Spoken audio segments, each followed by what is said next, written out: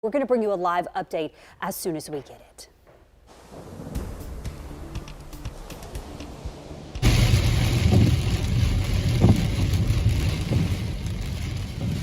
You see the rain right there, and we can hear it on the roof of our studio. The effects of Tropical Storm Elsa being felt across the first coast at this hour.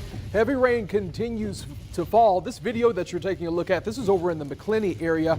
Taken about an hour ago as bands of rain just swept through that area. Our viewer Pam Whittle sent this video into our newsroom this morning. She says she's on vacation at Ocean Gallery in St. Augustine. That rain is pouring and the wind blowing there when she took this video. And we want to continue seeing your photos and videos. You can send them to us on Facebook. Just be sure to join our First Coast News Weather Watchers Facebook page. And thank you for joining us at 4 o'clock today as we continue to track Elsa on its way across our area. That's right. I'm Heather Crawford here with Anthony Austin. As he mentioned, it is raining hard here in the downtown Jacksonville area. This is what it looks like out at the beach. You see the rain, the foggy conditions out there. Chief Meteorologist Tim Deegan's been keeping a very close eye on Elsa's track, and he joins us now with the very latest on this storm. Tim?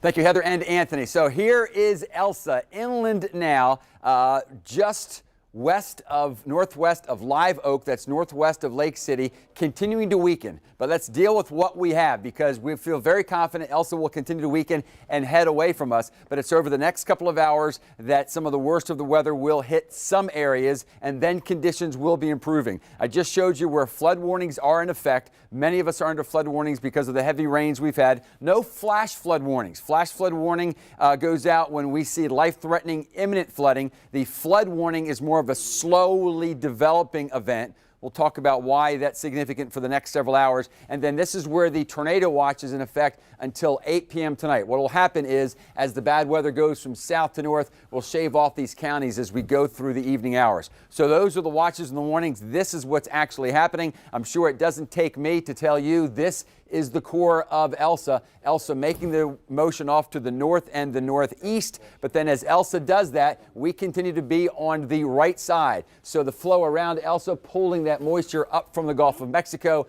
waters of 85 to 90 degrees. And that's why we're being inundated now with these steady rains. But occasionally, and this is what we've always been concerned about, within the heavy rains that eventually, if they haven't already, will begin to cause some flooding. Within the heavy rains are thunderstorms that are occasionally producing wind gusts to about 55 miles per hour, and that's enough to bring down some trees, as we've mentioned. So this is the core of where Elsa will go from now through about 7 o'clock. But then this tail, if you want to call it, strong feeder band, whatever you want to call it, we're also watching that because that's really what mostly is impacting our region. In fact, because the winds around the core of Elsa have now dropped to 40 miles per hour, the strongest winds are actually within this feeder band.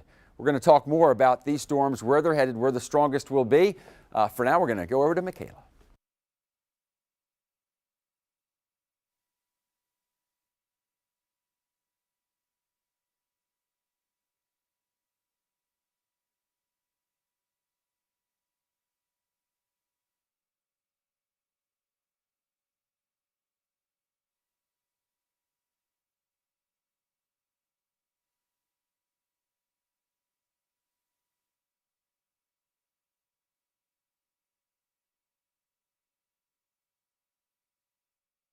Rain. Now, here's the big things that you got to know with this system.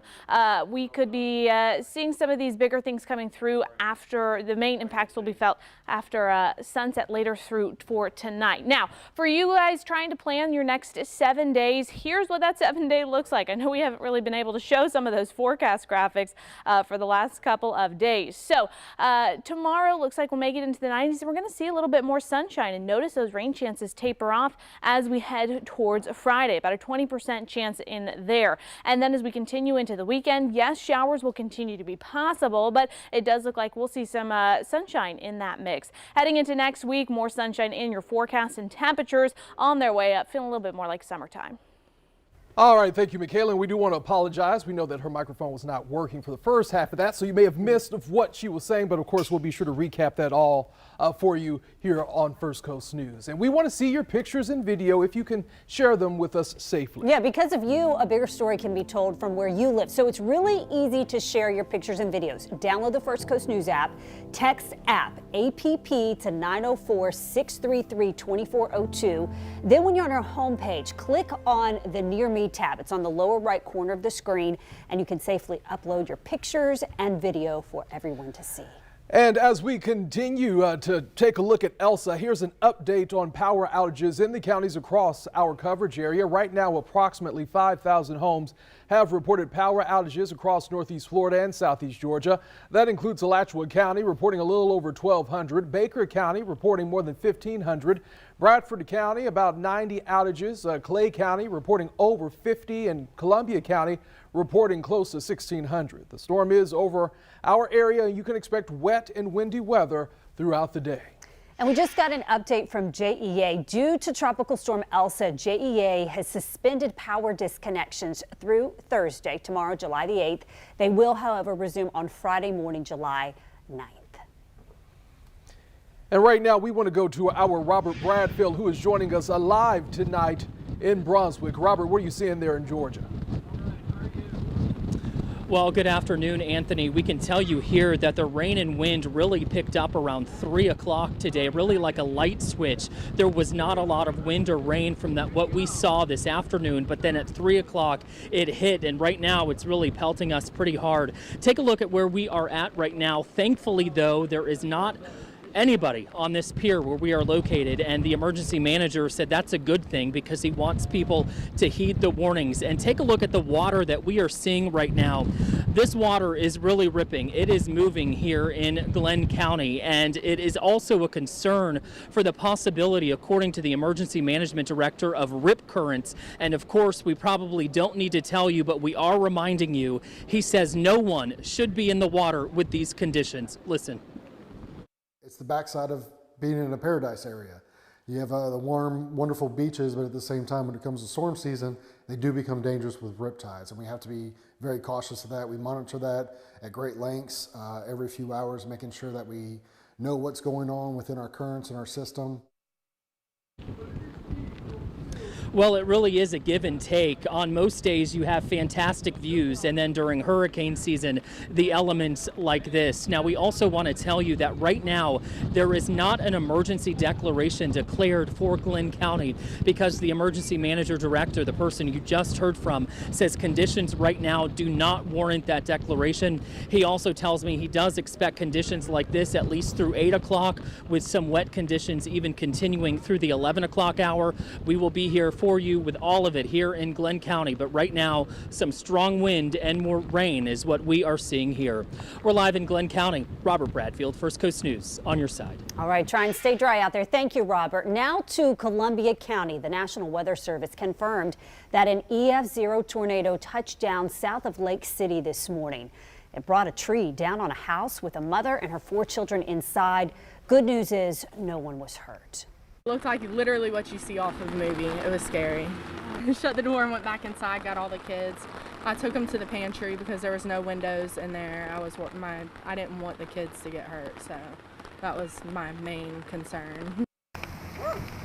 Now, another family in Columbia County is asking for help finding their beloved pet. He went missing near where that tornado touched down this morning. This is Honey the pit bull. He hasn't been seen since this morning. Actually, it's a she. Her family tells us she is wearing a hot pink collar that you see right there in that picture. So if you've seen Honey, please let us know. You can email news tips at firstcoastnews.com, or you can reach out to Renata De Gregorio on Twitter at Renata FC News. Jocelyn Howard right now is joining us near the Trout River over on the north side of Jacksonville. Jocelyn, I see that water behind you. Let's talk a little bit about what you're seeing at this hour. Where do you want me? Which side? That's right, Anthony. Right here is Ken Knight Drive. And so you can see, I'm going to step down onto the road here.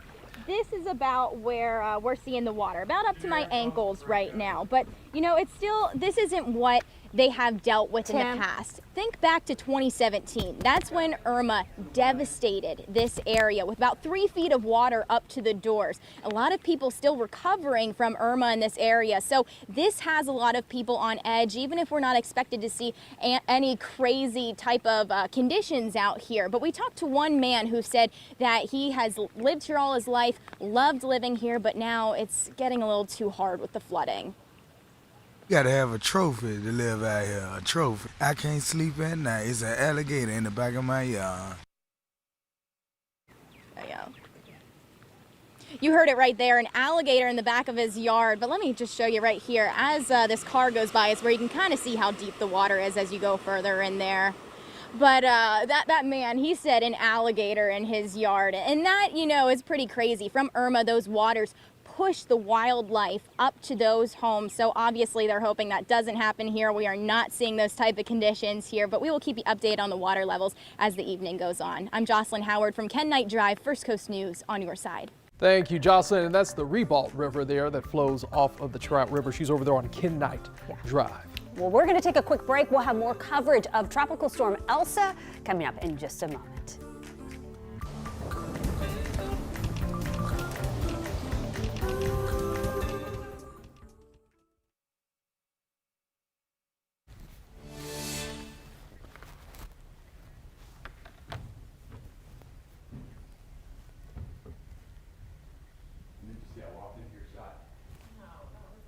Well, that should.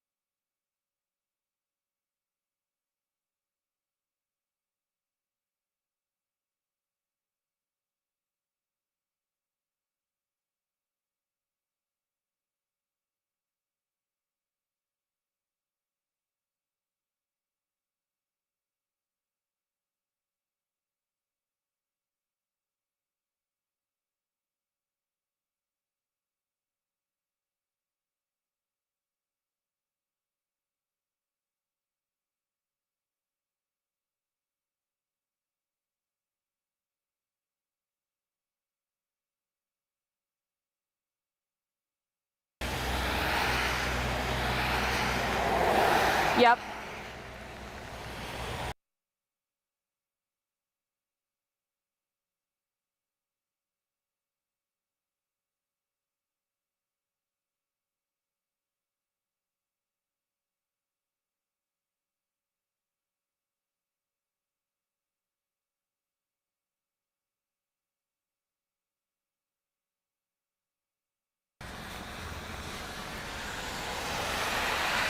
Testing 1 2 3. Testing 1 2 3.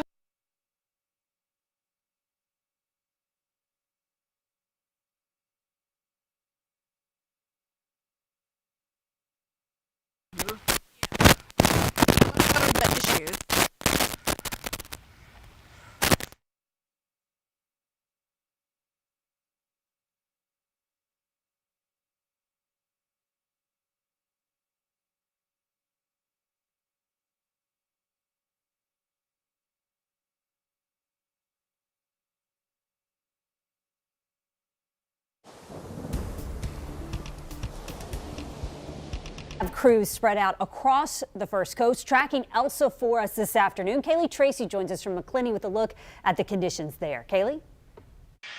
I'm Kaylee Tracy in St. Mary's Cove in Macclenny, right near Steel Bridge Road. Emergency officials out here tell us that this water in the river here in this location is already at bank level. That's thanks to all the rain that we've had over the past week or two out here. And neighbors in this mobile home park, they tell us they're pretty concerned with this storm because just about a week ago, they say these levels were 4 to 5 feet lower than they are now. They say if it comes to it and they need to get out of here, they will drive out from St. Mary's Cove and get to higher ground. The river's been up, like I said, for about a week now, so we ain't even got the bulk of the storm yet. So yeah, I am worried about flooding. Emergency officials say they expect this area to possibly flood later tonight into tomorrow. We'll keep you updated on air and online. For now, reporting in Macclenny, Kaylee Tracy, First Coast News on your side.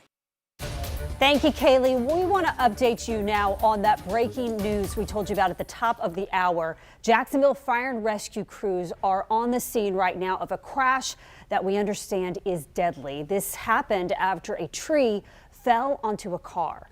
On your sides, Haley Harrison is joining us from where this all happened over in the Ortega area. Haley, what are you seeing at this hour?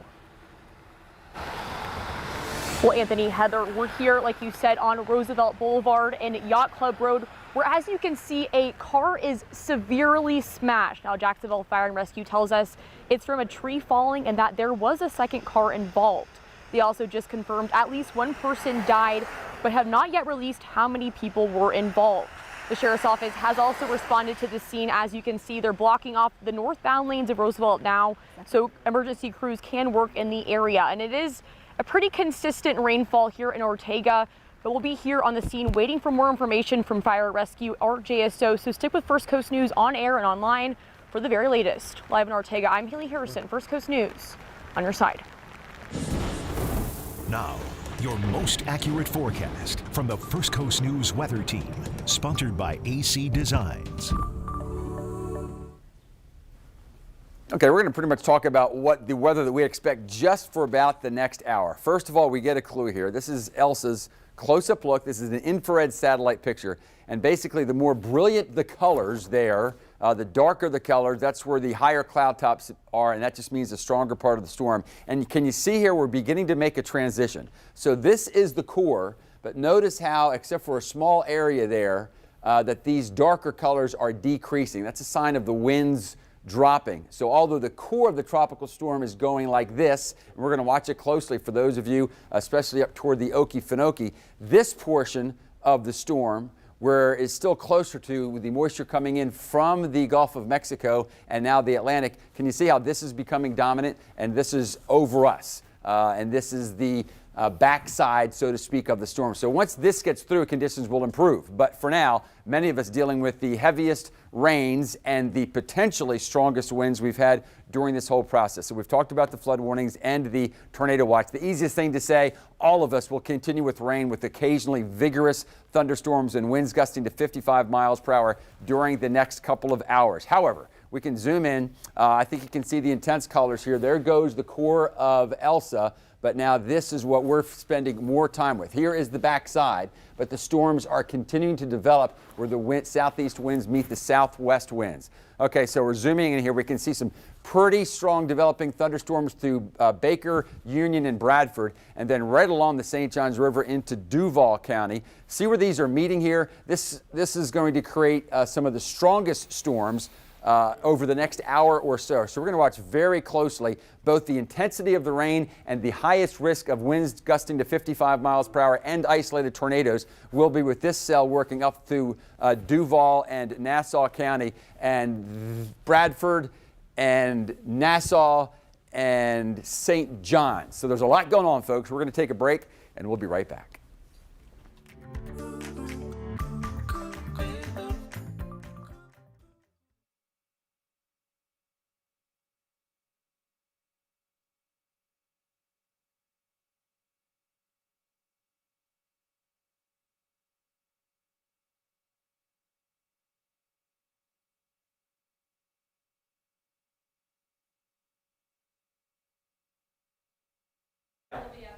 Ortega? No. Ortega.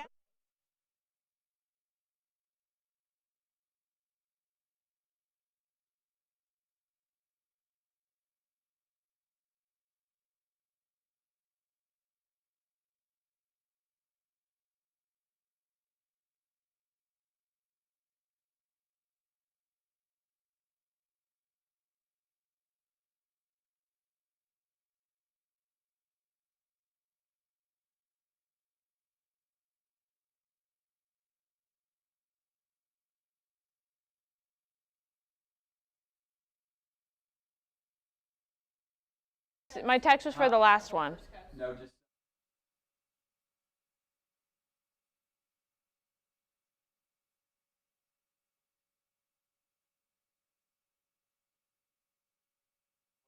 Doing all that. And 1,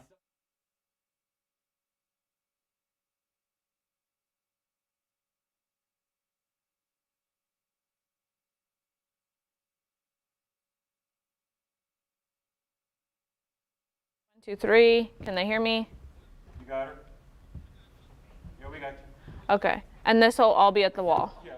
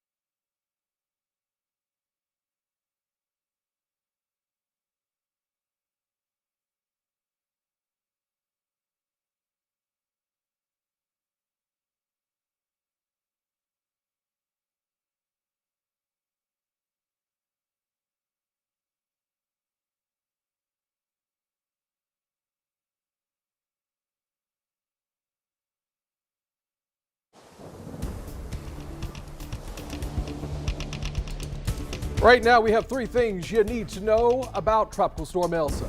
According to the National Weather Service, parts of the First Coast are going to be under tornado watch and a flood warning for other parts until 8 o'clock tonight. Also, there's a tropical storm warning for other parts of the First Coast that goes through this evening. So we'll keep you updated throughout the evening. Right now, we want to go to Don White, who is joining us live. I believe I can see it looks like Don is over there in the San Marco area there off of River Road. I know that says St. Augustine there at the bottom of the screen, but that's not correct. Let's go to Don, who is live tonight in San Marco. That's right, Anthony. That is exactly where I am. And we're really starting to see conditions pick up here over the past hour. Take a look over here at the St. Johns River. You can see down there the fog is starting to develop. And we're also seeing some small waves here. We did see what appeared to be a water spout about 30 minutes ago. And the rain is starting to come down. It's kind of coming down at an angle a little bit. If you take a look at the palm tree up there, we're starting to see that wave a little bit. And the flags behind me down there, those were completely stationary earlier, but they are waving now. Let's take a look at some video that I shot earlier. This is in San Marco Square. When I went to San Marco Square, I did find some down branches there. And there was a little bit of rain, but nothing too severe yet. I spoke to a man, Charles Sumner, and he says that he's seen a lot of flooding in San Marco, and he tries to stay prepared. Well, I have generators and flashlights and food and water, and you have to tuck away your trash cans, your plants, anything that flaps. And we are going to continue staying here throughout the newscast and bring you the latest developments here in San Marco on air and online. Live in San Marco, Dawn White, First Coast News on your side. Now, your most accurate forecast from the First Coast News Weather Team, sponsored by AC Designs. Well, we are continuing to track Elsa, and you see here the cone that is moving through our area, giving us the latest updates. Here's what we've gotten from the National Hurricane Center. Winds within the storm still up to about 50 miles per hour, and it's moving off towards the north at about 14 miles per hour. Now, we're going to get another update about those wind strengths as well as the pressure coming here in just a little more than 30 minutes. So we'll get you updated on that when that does come through. We are not quite out of the woods yet. We still have this tropical storm warning for the areas you see there in orange. We also have a tornado watch, and that's in effect until 8 p.m. tonight. So you see it there for almost the entire First Coast that we do have that watch out. We also have a flood warning, and now this one's in effect until 6 p.m. So the flood warning you see here, that is for the counties you see in that green area, in effect until 6 p.m. tonight. So we'll continue to track all of this wet weather as well as that potential for some of that significant weather coming through for the rest of the evening.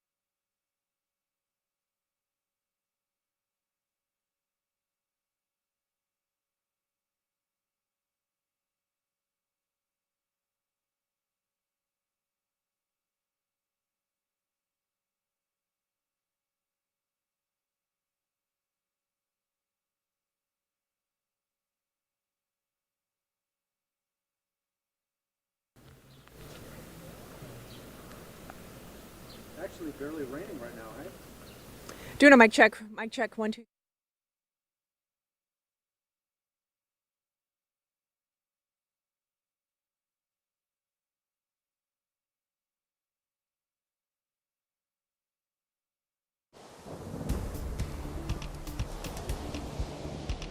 As we continue to track Elsa, one of the areas that is prone to flooding, especially in past storms as we've seen, is downtown St. Augustine. And our Jessica Clark is standing by in downtown St. Augustine with more for us. Jess. Good evening, guys. You know, people are walking around with umbrellas. It's a little windy out, but it's not a bad day here in St. Augustine. It's actually a little cooler than what we usually see. I'll point to some trees that are blowing in the wind, but you know, I mean, this isn't a whole lot different than what we see during a typical rainstorm in St. Augustine. You're right, this place has flooded before, but it looks like Elsa is not messing with St. Augustine. And so that is some relieving news. In fact, the tourists are still out and about doing their thing, not letting a little bit of rain here slow them down. We spoke with a couple earlier today, and hey, they've got a positive attitude about the rain. But we knew we would get a little bit of pretty, and we did get to go to the beach in Clearwater on Monday. Yeah. We came in on Sunday night, so we got a beautiful day at the beach. But then we were like, we better kind of change direction and find somewhere else to be. So here we are. And Jeff is running camera, and I'm wondering, Jeff, are you able to show the balcony up there, my A1A? And you can see nobody is sitting on this side of the balcony, and that's because that would be where they would get wet and windblown. But on the other side of the building, people are out there enjoying a nice lunch or dinner. We're live in St. Augustine. Jessica Clark, First Coast News on your side. Yeah, not too bad out there. Thank you so much, Jess. Nice lunch or dinner. That sounds nice. All right, thanks. We're going to take a quick break and we'll be right back. 4:30.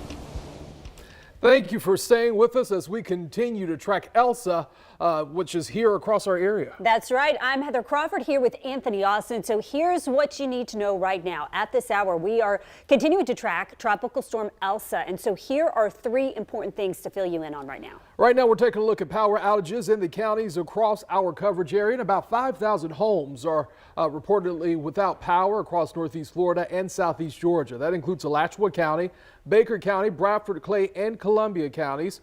We're also understanding that Jacksonville police are responding to a fatal traffic accident. A tree came down on top of a car on Roosevelt Boulevard and Yacht Club Road. We know that that tree has actually fallen on 2 cars and at least 1 person is dead. As of now, Roosevelt heading northbound is closed, and we're going to have a report on that a little bit later. But first, let's go to Tim Deegan now with a look at your forecast. All right, folks, we have a tornado warning has just been issued for Duval County, so we are going to take a look at where the worst of that storm is. We're under flood warnings because of the heavy rains. We're under a tornado watch because of the potential, and we have just now had a tornado warning issued for Duval County. Is within this area of storms that are moving from the southwest toward the northeast. And so Michaela is going to help us out here. Again, the rains are guaranteed. The rains will continue to be heavy. All of these thunderstorms can potentially produce winds gusting up to 55 miles per hour. And this is a good example of why it's good to have your app, because it lets you know what is going on. Okay, so what do you do? First of all, if you don't absolutely have to be on the road, and we're showing you a lot here, because although we have a tornado warning for Duval County, any of these cells are capable of producing some wind gusts of 55 miles per hour. Notice the number, 55 miles per hour. And any of these lines are capable of producing what we call an EF0 tornado. That produces winds of about 55 to 70. In other words, although we're going to cover tornado warnings for you, any of these could briefly produce wind gusts strong enough to bring down some trees. So unless you absolutely have to be on the road, if you will wait about 2 hours, conditions will improve tremendously. So Michaela right now is checking out the tornado warning that we have for Duval County. It is not a strong signature. That's why it is just not jumping out at us. If you are out and about, keep your eyes to the southwest. That's where the strongest storms will move in from, and then they will race from the southwest toward the northeast. Again, having a hard time finding just exactly where and why this tornado warning has been issued. Michaela, have you heard at all what position of town they are covering? It is north of Fruit Cove. It hasn't quite popped into our system yet, so we don't have that box in there quite yet. Okay, we're talking about right in here. So actually moving out of St. Johns County into the Mandarin area. So if you'll zoom in here, Michaela. So again, this signature is barely showing up. You wouldn't expect it to be a strong one because we're talking about winds of 55 to 60. On the other hand, and this is the rotation Michaela's talking about, on the other hand, that's enough to bring down trees. We've seen it in numerous areas. Unfortunately, we've seen a tragedy as well. And this area is within a line of thunderstorms that is going to continue to move to the northeast at about 30 to 40 miles per hour. So for those of you certainly in Fruit Cove and Mandarin, under a tornado warning. But for those of you off to the northeast of the Fruit Cove and Mandarin area, as this heads to the northeast at about 30 to 40 miles per hour, now would certainly not be the time to be on the road, to be on a moving vehicle, the most dangerous time, but also, if you could, might as well play it safe. Stay away from windows. If you're in a trailer home, too late to go anywhere. If you have family members in the Mandarin Fruit Cove area, and I'm going to say up to Bay Meadows as well, if they're in the second floor, maybe bring them downstairs. Again, we're not talking about a tornado that would pick up the house or pick up a building or necessarily. Yeah, we'll leave it at that. But certainly we're talking about winds that are strong enough that could bring a tree down on a roof, that could send a limb through a window. In other words, try to get family members away from where debris might come into the house that might cause some problems. So here's a closer look, and Michaela is working diligently trying to find the signature here. They're tough, folks, not only because these tornadoes are producing winds barely stronger than what the storms are, but because there's so much rain. They're what we call rain-wrapped tornadoes. But nonetheless, we'll continue to keep this very closely. We'll look outside in a moment. Michaela's going to check that out and maybe give us some street tracking heading off to the northeast at about 30 or 40 miles per hour. Certainly the heavy rains continue as well. And for some areas, there's the tornado warning now. Thank you, Michaela. In some areas, because of the heavy rains we've had, the trees are going to be more susceptible to coming down. There's been much discussion about the water oaks, but you know what, folks, even the live oaks can come down. We got a report that just before 3 o'clock today, 20 to 30 live oaks, big live oaks in Dowling Park came down. So the water oaks we're very concerned about, but whatever the tree is, if it's next to a child's window and maybe they're playing on the computer, maybe bring them down to where you are. So here is the tornado warning. So it's for Duval. There's a lot of color here, but can you see where that is, folks? This is east of so here's I-95. It's east of the St. Johns River to the downtown area, and then extends up to about the airport. So although it includes Duval County, it's basically along Highway 17 to downtown. Let's just say Highway 17, and then extends to Duval County, but not all the way to the beaches. Because I'm not trying to overwarn, because I don't want you to take it serious, but also just those of you who need to take precaution, take precaution. Again, we don't see a strong signature here. We haven't had any reports necessarily of any damage with this tornado or the tornado warning. And Tim, just some information from the National Hurricane Center from the National Weather Service out of Jacksonville. This is radar indicated, so we have not had a spotter see this come through. It is in effect till about 5 o'clock, so just a little bit more than 20 minutes from now, and we'll continue to track it for you. So this is a severe thunderstorm that is capable of producing that tornado. Locations to keep in mind that we're watching Mandarin, and this is moving north at about 30 miles per hour. So when we put this track on this system, Mandarin, about 4:39. That's when you need to be prepared. Head into your tornado safe spot now. That might look like a bathroom or a closet. You want to get to the most interior room of your home. South Metro at about 4:59. Now, a few spots outside of this warned area that still need to be prepared for some significant weather. That includes Beechwood, Dames Point, and Shady Rest. Now, those are areas, again, that would be after that 5 o'clock time, but still make sure that you are taking precautions with the significant weather that is expected to come through. Now, when we take a little bit more of a zoomed out view, just to show you exactly where we're looking, this is in some of our major counties, including some of our major towns. So Duval County, St. Johns County, you are included in this tornado warning. You're going to get some very heavy rainfall. Now, what you got to remember about this heavy rainfall that we're going to be experiencing with this system that's coming through is that you're not going to be able to see this tornado that could be coming through if we see it in your area, okay? So be aware that if you're not going to be able to see it. You see it right here? Heavy rainfall. That means that tornado is going to be wrapped up in that rain coming at you at about 30 miles per hour. So you will not be able to get pictures of it. You will not be able to get videos of it as it comes through. So right here, this is the area that we're keeping a very close eye on.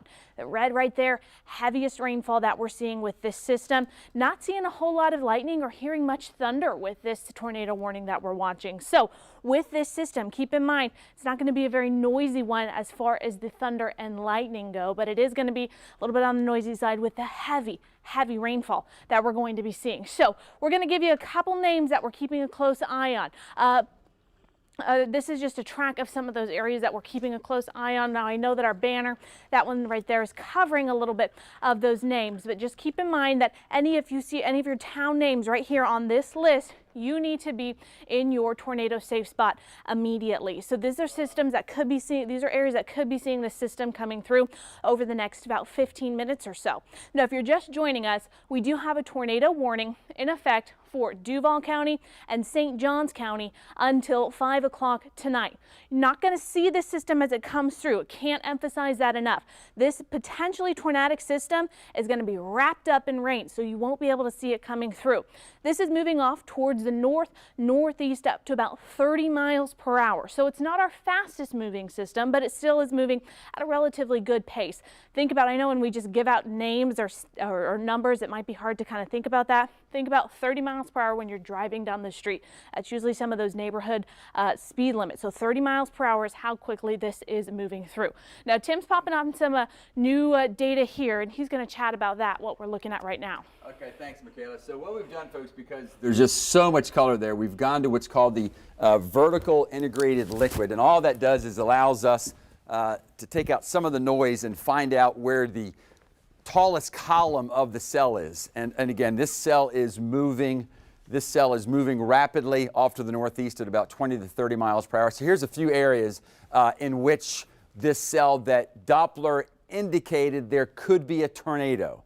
So I want you to take it serious, but that's different than we know that it's causing damage. Nonetheless, places like Mandarin Oaks Elementary off towards Sunbeam Road, Deerwood Club, St. Vincent's Medical Center. So we're talking about Mandarin. We're talking about areas from Mandarin on over to about Bay Meadows or so. Maybe we continue to try to find a better way to present this. Maybe, Michaela, if you put this into motion just slowly and give us about a 15-minute loop, we might be able to get a decent handle on what's happened with the overall cell. Again, motion from the southwest toward the northeast.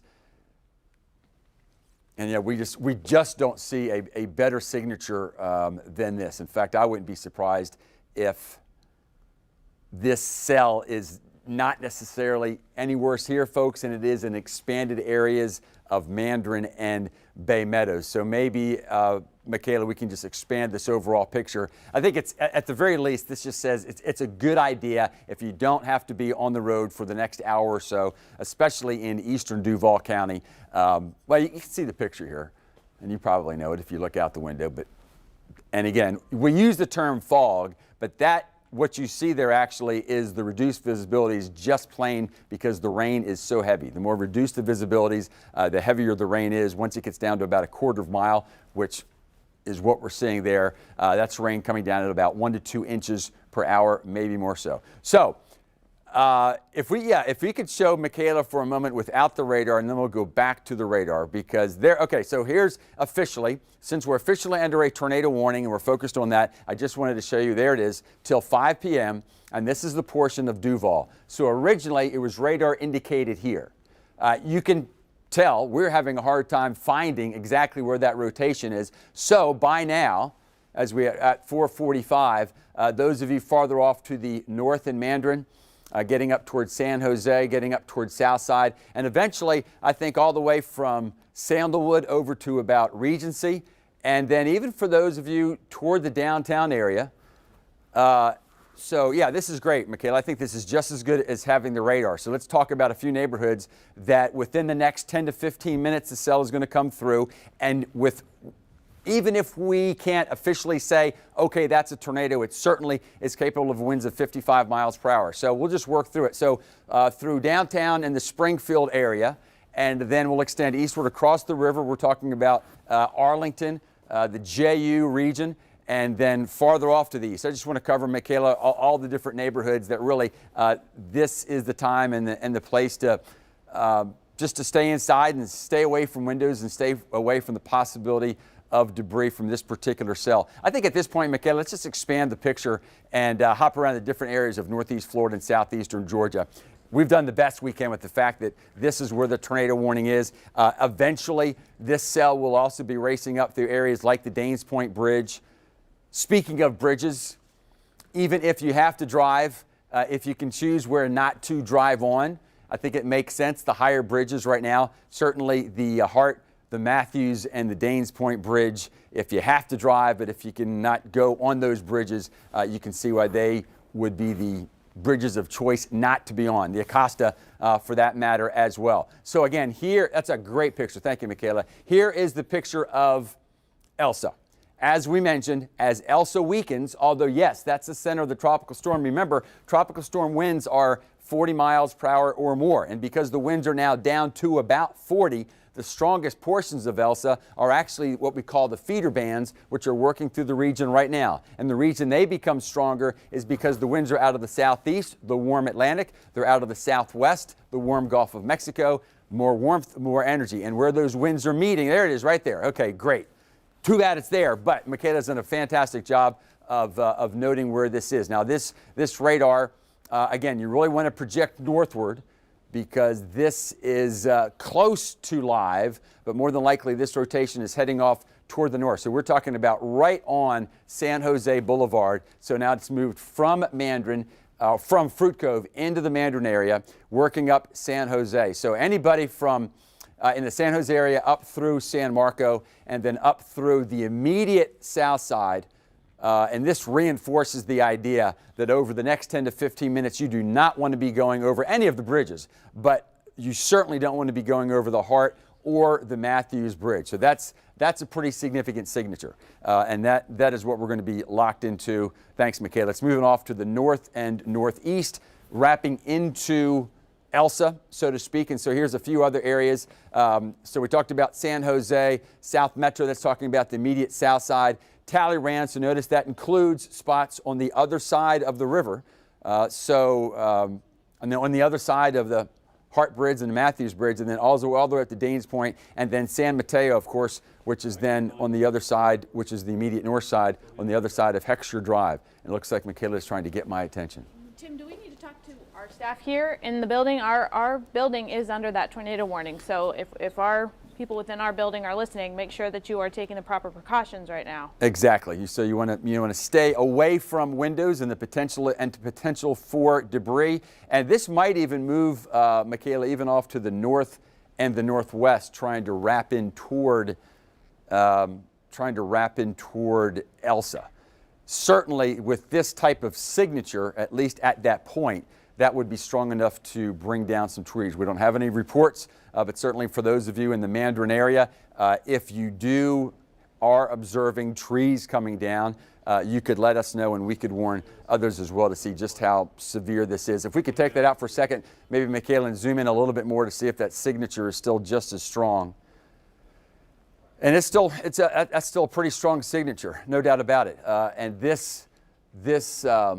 So we're talking really from San Jose to the river. So for those of you right along the river, and the fact that it's feeding off of the river and the warmth of the river probably will allow it to maintain itself for a while. So certainly for those of you, San Jose to San Marco, although there are a lot of tornado warnings, this is the one where you definitely want to make sure the family are away from windows. And if you know in the San Jose to San Marco area, if you know your house well enough to know where the largest tree is, get on the other side of the house.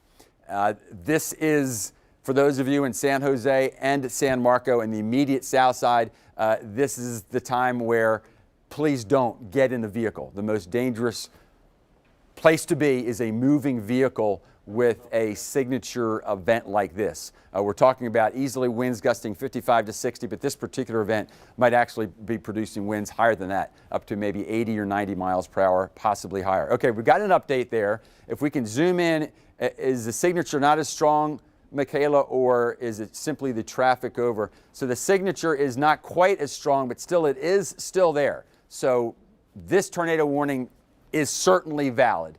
We're talking about right along the river. We're talking about just to the west of I-95 in the San Jose and San Marco region. Can we zoom even a little bit more, Michaela?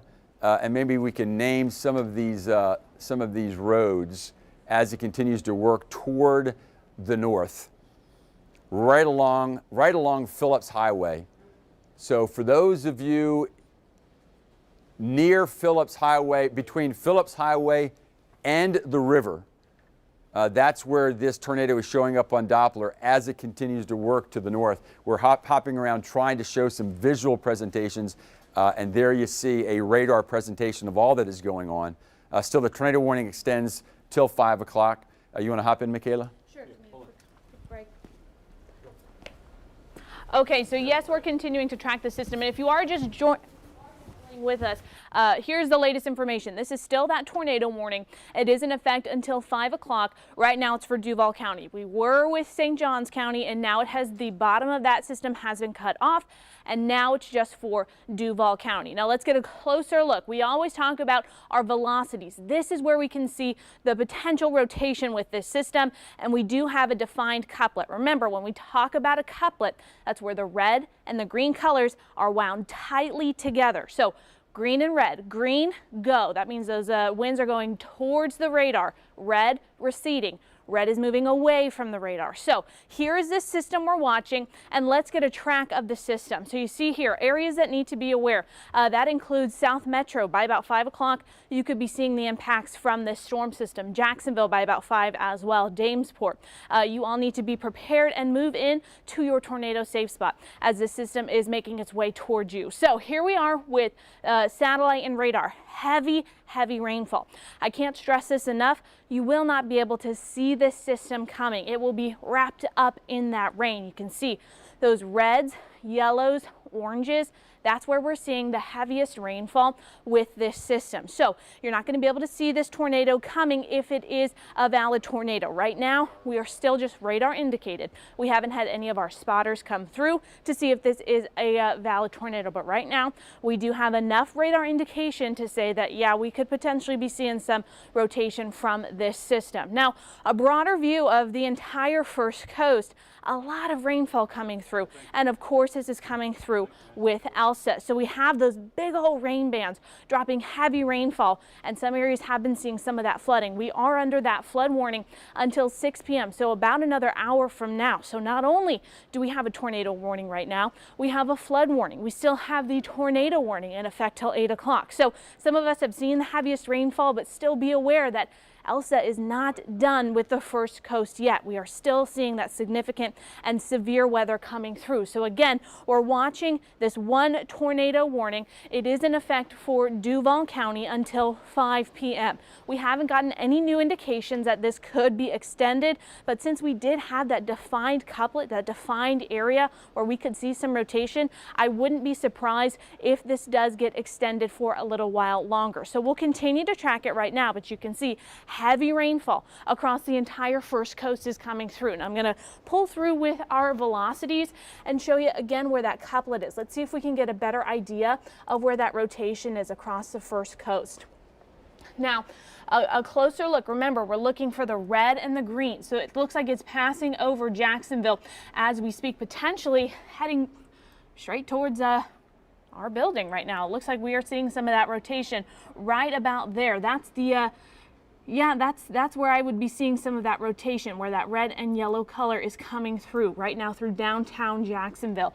If you are in downtown Jacksonville, maybe you're in an office building, you need to be moving to that tornado safe spot. If you are in downtown Jacksonville, be aware that this system is coming through right now just off of I-95. Again, if you are in downtown Jacksonville, I'm speaking to the people in our building, you need to be moving away from windows. Get to the most interior room, interior spot of your office building on the lowest level. This system is coming through downtown Jacksonville right about there. Tim, have you seen any new updates coming through? Yeah, the tornado warning now goes through 5:30 and the tornado is observed. It is an observed warning. Now it's moving quickly. The tornado warning also includes for those of you in Nassau County. Nassau County now. Okay, so this tornado warning, I'm going to get us the new information coming through real quick. So this is moving quickly, as you noted, Michaela. This. Yes, this is a fast-moving system that we are watching. So that's why now, for those of you in Nassau County, under a tornado warning as well. Okay, so let's get that latest info on there.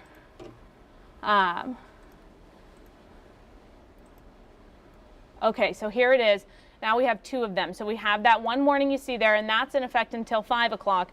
And then that second warning coming through for both Nassau County as well until 5:30. So like we said before, this is an observed tornado that we're seeing now coming through, passing through downtown Jacksonville right about now. So again, if you are in downtown Jacksonville, you need to move to your tornado safe spot immediately. Okay, I'm going to let you drive this a little bit, Michaela. So we're looking at a lot of colors, folks, I know. But we want to show you, first of all, so where the tornado warning has been, basically has been the core of Duval. Think along Duval and about 5, or along I-95 and about 5 miles off to the west, and then about 10 miles off to the east of I-95. But because this is within one of those feeder bands, it's moving pretty quickly. Now the tornado warning is going to go until 5:30 for those of you in Nassau County. Again, we're talking about the core of Nassau County. We're talking right about up I-95 and on either side of it by about 5 to 10 miles. The reason we're hopping around here is Michaela's trying to find the signature. The signature is not quite as strong as it was, but it's still pretty much now in the downtown area. So if anything, this tornado is actually moving to the northwest. So if you can picture it sort of wrapping in toward Elsa. So although certainly in Arlington, tough to tell. We'll zoom in a moment, folks. You're going to have to just trust me here. So in Arlington and then Fort Caroline and getting up toward the Danes Point Bridge, certainly treat this serious. But the present signature of the rotation is pretty much near the stadium and then working north. The main point I'm trying to make here is that although you may have heard, and we've talked about this being in Fruit Cove and Mandarin, then for those of you now west of the river, the signature of the rotation is actually working through downtown near the stadium, and they're going to work right on through Talleyrand and the Springfield region, where we have a lot of big old trees. So of even greater significance, I would say, make sure you are away from windows, and make sure if you have a loved one that's in haste to get wherever they need to be, now is not the time. Wait until after about 5:30 or so, and hopefully by then conditions will be improving. Michaela's attempting to show the rotation here of the tornado. It is now an observed tornado. And that's that potential debris ball we could be seeing with that one, Tim. And I there was talking with Lauren about, go ahead. About that one. She sending us a message saying that we could have a pretty good signature with that correlation coefficient. Okay, so in other words, folks, the Doppler may actually be picking up some debris flying in the air, and that is not a good sign at all. We'll continue to see this work to the north, but really this right along the river, downtown. Think the Hart Bridge, think the Matthews Bridge, think within about 2 miles either side of the west side of the Matthews and Hart and the east side of the Matthews and Harts Bridge. That's where within all of this color that you're looking at, I know it can look confusing, but within all of that color that you're looking at, maybe another way for me simply to say is the worst of the storm right now, and more than likely the rotation and the wind damage out there with this tornado, is anybody that's within about 3 miles of the stadium. Anybody within about 3 miles of the stadium, that's where the worst of it is. Now, another reason I'm trying to make the significance there is if you are north of the stadium, just draw a line straight north of the stadium, and you're a couple miles farther off to the east and a couple miles farther off to the west, treat this very seriously. Stay away from windows. If you're in a 2-story house or you have a loved one in a 2-story house, make sure you bring them down, as this is a significant event and it is working northward toward you. So again, the tornado warning now till 5:30, but that's primarily for those of you in Nassau County as far as extending till 5:30. This is imminent. It's happening right now for those of us in downtown Jacksonville. But for those of you from downtown Jacksonville through the north side to the airport to Nassau County, be aware that this cell is on the way towards you. Now, another way to look at it is, remember, we started this just moments ago in Fruit Cove and Mandarin. So in Fruit Cove and Mandarin, the rain and the winds will continue, but your threat is over. But for those of you from anybody really, let's just say within 3 miles of the stadium, stay hunker down. And for those of you north of the stadium, through Talleyrand to about the Trout River, from JU through Fort Caroline on up to areas just west of the Danes Point Bridge, and then anybody near the zoo, and then up toward really the airport, now is not the time to be in a vehicle, and now is the time to be in a safe place away from where debris can come through the windows. Now, I'm going to venture to say, because this is such a signature event, that for those of you in Nassau County, in trailers within 5 miles of I-95, you would have enough time, if you wanted to, go to a building in which the foundation is anchored to the ground. Anybody in Duval County, even if you're in a trailer, just try to stay away from where debris can get to you. But in Nassau County, you would have enough time, because we're talking about the cell now. It has moved, or is moving away from the stadium area, and we can tell that not just because of the radar, but because we can hear. The winds here are no longer quite as strong as they were, and maybe we're getting some indications of debris continuing to work up both sides of the river. So we're talking about in Arlington, but way out there toward JU. When I say way out there, west toward JU, up toward Fort Caroline, but then also from Talleyrand up to about Panama Park on the other side of the St. Johns River.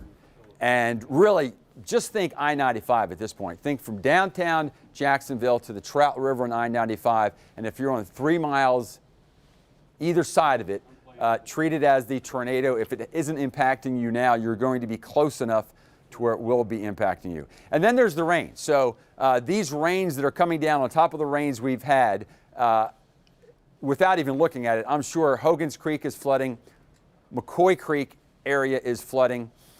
We are probably going to hear about flooding on Ken Knight Drive, and then eventually up toward Dunn's Creek. And you start naming the creeks farther off to the north, because with this being a tropical system, in addition to the winds, I'm sure we're getting rainfall rates of maybe 3 inches an hour, possibly 4, and that is definitely going to be, if it isn't already, causing some urban flood scenarios. In fact, I'm going to get out of the way for a moment, Michaela, and see if I can check out what might be happening as far as flooding. Sure, Tim. Okay, I'll jump in, and here's what we're watching right now. Again, if you're just joining us, we do now have a tornado warning in effect until 5:30. This is for Duval County and Nassau County. Now, just a few minutes ago, St. John's, you were included. You are no longer included in that tornado warning. So again, St. Johns County no longer included in that tornado warning. So again, in effect till 5 o'clock. We'll get a zoomed in view. Now, something we got to start talking about. You see that hole right about there? That is where our radar is. Okay, what are we getting a look at? This is, this is outside from our building. This is outside from First Coast News. This is looking at our parking lot. Now, I know it's a little difficult to see, but it is gray, it is windy, and it is rainy. This is potentially where we saw that rotation coming over us not long ago. So it is not the time to be out on the roadways. This was coming over I-95 not long ago. So this system, again, bringing heavy rainfall, very gusty winds, and now we have confirmed that this is a tornadic event, bringing some of that tornadic activity. So we're going to get back over here to our velocities. Now, again, we're showing these greens and reds, and what I got to tell you is this hole right here, that's where the radar is. So as this system continues to move off towards the north along I-95, it's going to get a little bit more difficult to see that rotation, because as it gets closer to the radar, we'll be able to see it, and then it's going to be too difficult to see. So keep in mind that even though over the next couple of minutes we might not see that tight rotation, it's because of our location to the radar, that it's getting a little bit too close to the radar for us to pick up that signature. So still, this is a significant system that we're watching, a confirmed tornado coming through Duval County, passing over downtown, heading north towards Nassau County. Again, if you are at work, you need to stay hunkered down until the system passes through. If you are in a tall building at work, you need to get to the lowest level of your building and stay in the most interior area that you can until this threat passes. If you are in Duval County, you need to make sure that you are in your tornado safe spot. If you are in Nassau County, you need to make sure that you are heading into your tornado safe spot. Again, the most interior room you can get to on the lowest level, with a room that does not have windows or any walls that hug the exterior of that building. Again, this is a look outside from our downtown studios. It is gray, it is rainy, it is windy. This is the time to hunker down and wait until this system passes. We're getting a track of this system to tell you a few areas that need to be prepared and when you need to be prepared. So let's get the big picture here again. So areas like San Marco, you need to be aware that about 5:16, I believe that's what that says. San Marco, you need to be aware that this system could be in your area by about 5:15 to 5:16. Other areas you need to watch out for, Yulee, 5:38. Now we know that's past the time that this tornado warning is in effect for, but be aware, we've already seen it be continued from that initial warning. So Yulee, you need to be prepared that this system could be in your area within the next 20 to 30 minutes, and you need to hunker down and head to your tornado safe spot. So again, San Mateo, that's what that first name is. San Mateo, that is 5:15 to 5:16. That's when you need to be in your tornado safe spot. So again, we're looking at our satellite and radar here. What you gotta know, you will not be able to see this tornado coming towards you. Again, This is a confirmed tornado for Duval County heading towards Nassau County. This is moving off towards the north. Now this system is going to be wrapped up in rain. You see this heavy rainfall coming through. What colors where we see red and oranges, that's where we are assuming that we're getting very heavy rainfall from those outer bands of Tropical Storm Elsa. Now we're not seeing a whole lot of lightning or hearing very much thunder with this system coming through, okay? You're not going to hear it. You're not going to hear those loud booms and bangs that we usually get with these significant storms, okay? You are going to get some lightning on the northern side. So areas like Yulee, you are going to hear some of that thunder along the way, but into Duval County, this storm is not bringing any of those rumbles along with it. So you still need to be indoors. It does not take thunder and lightning for a storm to become severe. Remember, when we get a severe storm, we're watching either for hail or we're watching for gusty winds. So we are not listening for the thunder and lightning for this system to become severe. So here's what we're seeing right now. There is that thunderstorm warning that is produced, a tornado warning that has produced that tornado that we are seeing. Something I do want to mention, we're not seeing any hail with this system, which is great news. Normally when we do get tornadic systems, we have that threat of hail. We're not seeing that with this system. So if we can bring at least maybe a tiny bit of a ray of sunshine with this tornadic event, it's going to be that hail threat is basically zero with this system. So great news there. Again, if you are just joining us, 5:30 is as long as this tornado warning is in effect, again, for Duval and Nassau County. So you see it there. It is in effect for at least the next 22 minutes across the First Coast. These are in some of our major areas. So Duval County, now this is just now passing through the downtown area, again, heading off towards the north, towards Nassau County. Like we said before, as this system creeps closer and closer to the radar, it's going to be a little bit more difficult for us to see it. When we track this system, some areas, that's including San Mateo, you need to be in your tornado safe spot. A few of these other areas, Heather, if you could help me, or Tim, if you could help me say some of these, Beeley Heights, I believe some of these are called, Tinsonia, Yulee, you need to be in your tornado safe spot. And we're watching the system as it's coming through. So again, we're watching here for our tight rotation and we're not seeing it. It's tough to see. I have gone to the Ville to see if there might be a slightly better signature there, so I'm going to check that out. So I wanted to show you folks the overall. So here's what's happening. Here's the overall picture. So here is Elsa heading off to the northeast, and we have feeder bands coming in from the southeast and the southwest. And that intersection point is where we're going to continue to see other cells produce some pretty significant weather. As Michaela mentioned, very tough to find right now the signature because it is so close to the radar site. And what we mean by that is the radar site is at the airport. So we're just talking about miles away. So we're going to attempt maybe to do something else here. So this is, again, indicated by what we call the vertical integrated liquid. It doesn't show you exactly where the rotation is, but it shows you where the strongest portion of the cell is. And I wanted to really zoom in. So here is the Danes Point Bridge, New Berlin Road. Okay, so these aren't not the prettiest of the pictures, but I think it really nails it down. So we're talking about the portion of the storm that is still producing certainly winds strong enough to bring down some trees and possibly a tornado is now north of JU.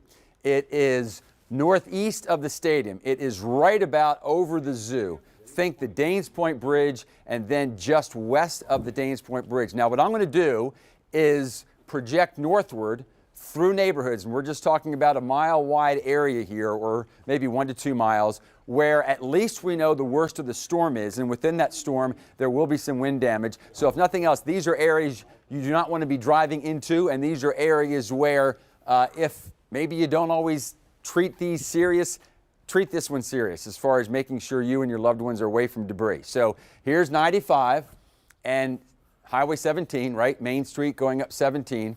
Here's 295. This is the loop. So we're talking about areas now between the Danes Point Bridge and the airport, east of I-95. And here's a few of the other roads that might be familiar with. There's Alta. There's Dunn Creek Road. Speaking of Dunn Creek Road, Dunn Creek, with the rains we're getting, that might start to back up in some neighborhoods as well.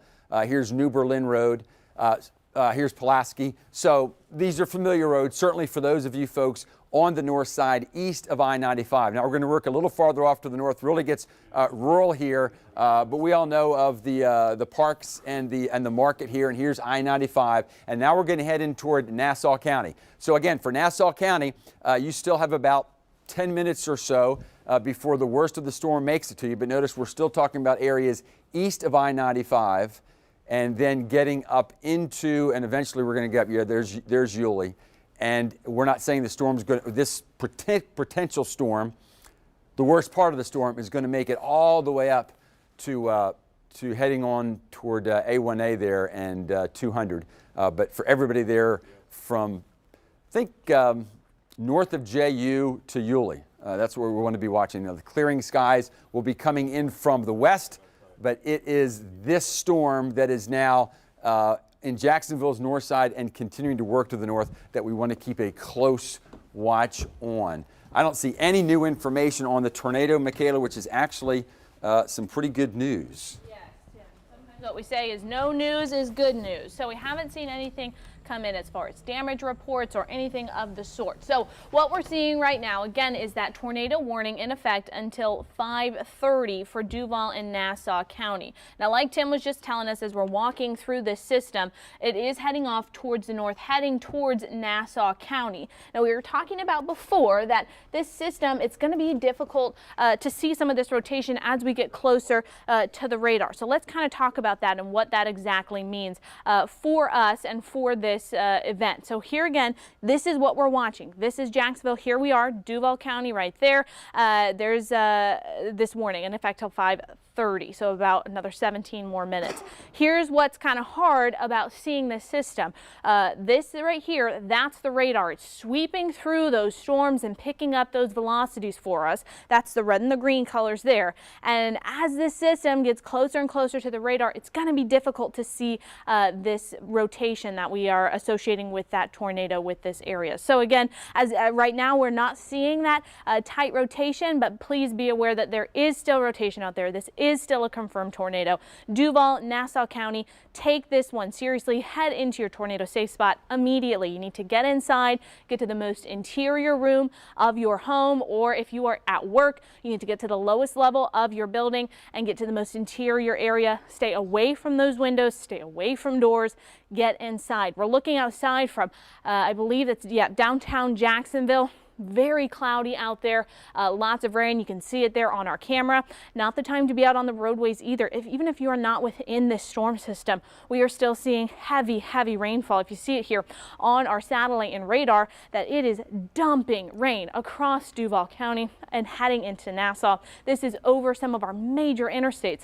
I-95, 295. You are seeing very heavy rainfall. I wouldn't be surprised if we are getting some ponding on some of those roads, making it difficult to drive through some of those areas at the moment. So if we put a track on this system, you can see it's heading off towards the north at about 20 to 30 miles per hour. A few spots that we need to tell you about, that's going to be Yulee. That's one of our next big towns that could be seeing some impacts from this system. All right, thank you, Michaela. I was just checking we have some good observation sites right here at both the stadium and at 121 Financial. And some good news is as wicked as it sounded downtown, the highest wind gust we had was 43 miles per hour. So that's a little bit settling for us. Certainly doesn't mean that there aren't higher winds, and I'm sure there are. I'm sure there's gusts of 55 to 60. But I do think at least we're talking about a tornado that's under what's called a warm-topped cell. And that just simply means it doesn't go up too high, and the winds can only probably get to 60 or 70 miles per hour. Now, I'm trying to put this in perspective. 60 or 70 miles per hour is going to be enough to bring down some trees and to create some debris, but at least we're not talking about a tornado that could produce winds of 100 miles per hour. We're not talking about a tornado that'll lift up a house. We are talking about a storm strong enough to where driving will not be the safe thing to do. We're also noticing what's probably actually happening is I don't think the cell is moving this quickly. I don't think that since 450, one particular cell has gone from Fruit Cove. Now, this would indicate the strongest portion of the cell. I don't think that's gone from Fruit Cove now to north of the zoo to a beam of the airport in that period of time. tornadoes are capable of doing that, but I don't think with this circulation around Elsa, it would move that fast. So what's actually happening is it's redeveloping as these cells move toward the north. With all of that said, tornado warning still in effect for Duval County, but I do think for those of you that are going to take this serious, not drive and stay away from windows, that we can also do you a favor by saying, I think the only places where we really need to do that now are north of the river. When I say north of the river, I'm talking about where the river makes the bend and heads toward the ocean. So maybe another way I should say it is, anybody north of Heckscher Drive, you want to continue to take this serious. South of Heckscher Drive, the threat is over, at least with this particular cell. So north of Heckscher Drive in Duval, east of I-95, and really we're just about at the Duval-Nassau County line. So we're going to paint a few of the neighborhoods here, and I think really the concern is even north of there now. So let's pull out the picture, and I think if we certainly still some heavy rains, but I think if we're going to have any new tornadic event, it's going to be along this feeder band that is continuing to swing from the west-southwest and then off to the north and northeast. In fact, Michaela, if you could maybe zoom in and have us work from about Ponte Vedra and then through eastern Duval, through Nassau County, and then Camden and Glenn. So this is the feeder band. Thanks, Michaela. This is the feeder band that if we're going to have new tornadic events, let's just say wind damage. Again, I'll say it again, and I'm not trying to diminish the tornado warnings, but because these type of tornadoes are probably going to put out winds gusting of 60 to 70, and we could get straight line winds of 60 to 70, any one of these cells could bring down a tree, could cause some damage or at least send limbs through windows. So that's why we have Michaela looking at this closely. So this whole cell that goes here now from the Ponte Vedra area to about town center, not talking about the beaches, talking about the big town center, and then through about the zoo to the airport. And then, Michaela, if you'll continue to work up, this looks like, and I don't think it takes me to tell you this, notice the more intense colors, this is the cell that was producing that tornado. So even if it's still not producing it, see where we are here? So we're talking about north of the 295 loop, just east of the airport, extending up to Yulee, and then over toward about Callahan.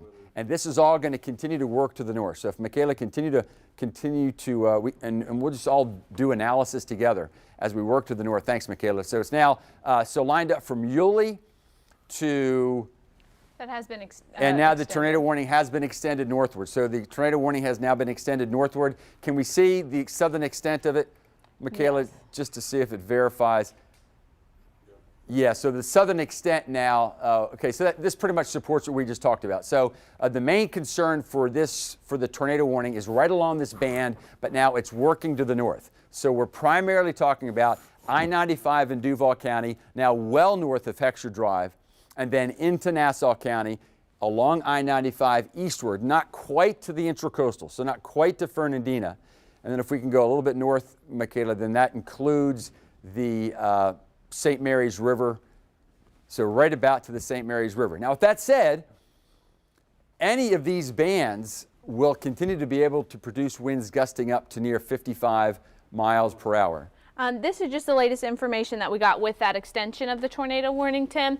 Again, this is for Duval and Nassau County, and it's saying that this is located near Ocean Way, or 8 miles east of Jacksonville International Airport, moving north at 25 miles per hour. Okay, fantastic. So that verifies what we were talking about. So number one, anybody east of the airport and north of there, that's where the tornado warning is still in extent. And notice the motion north at 25 miles per hour.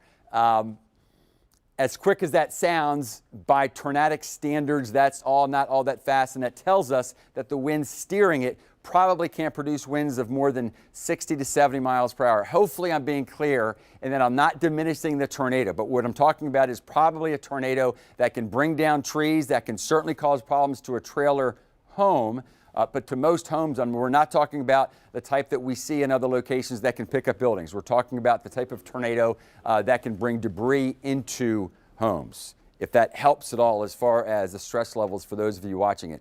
So Michaela's taking a look at we're trying to find the signature again. For a while there, we had quite the signature of that tornadic event. Now remember, it's good news that we can't find it.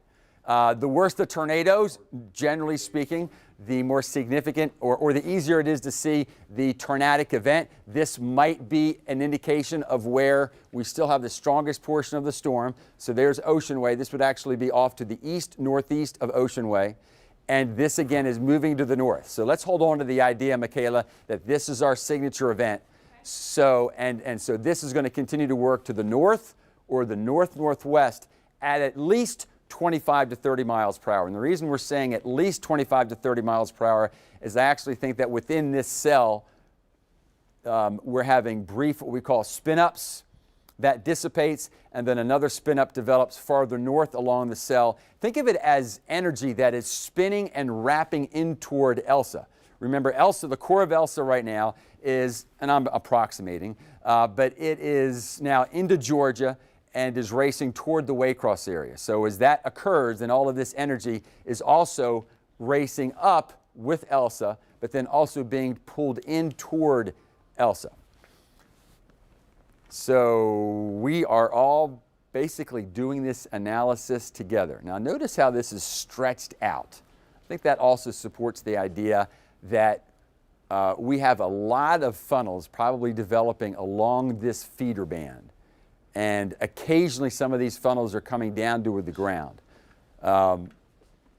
In a way, that's good news. That means we don't have one big giant tornado. But that really supports the idea that anywhere along this feeder band and actually extending farther off to the northwest, we could see winds gusting at 55 to 70 miles per hour. So you see that if you've just joined us and you're looking at some wild colors, we are under a tornado warning, we being Duval and Nassau, but notice we're really being hyper-local here.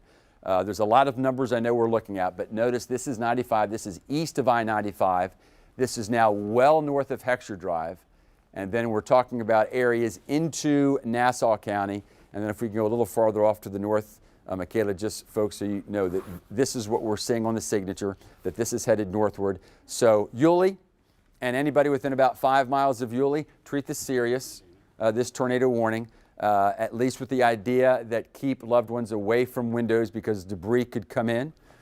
Maybe make sure the pet is in. And then this tornado warning goes north to the river there, St. Mary's. And so basically we're talking Nassau County on into Camden County.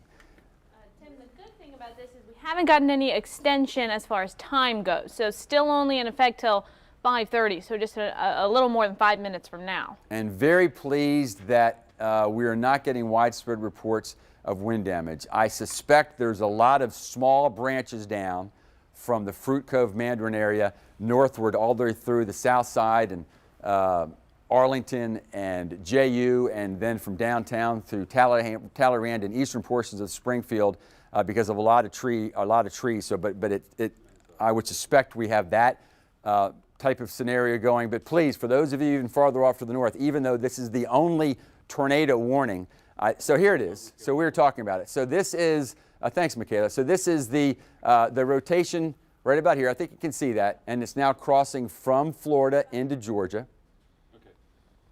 And as it heads to the north and northeast, go ahead, Michaela. It's been expired. Okay, so the tornado warning has been expired. So let's explain this a little bit more in case there are other tornado warnings. So the tornado warning is no longer in effect. But what's happening here is the tropical storm. It's now, notice how the colors there are not as intense as this feeder band is.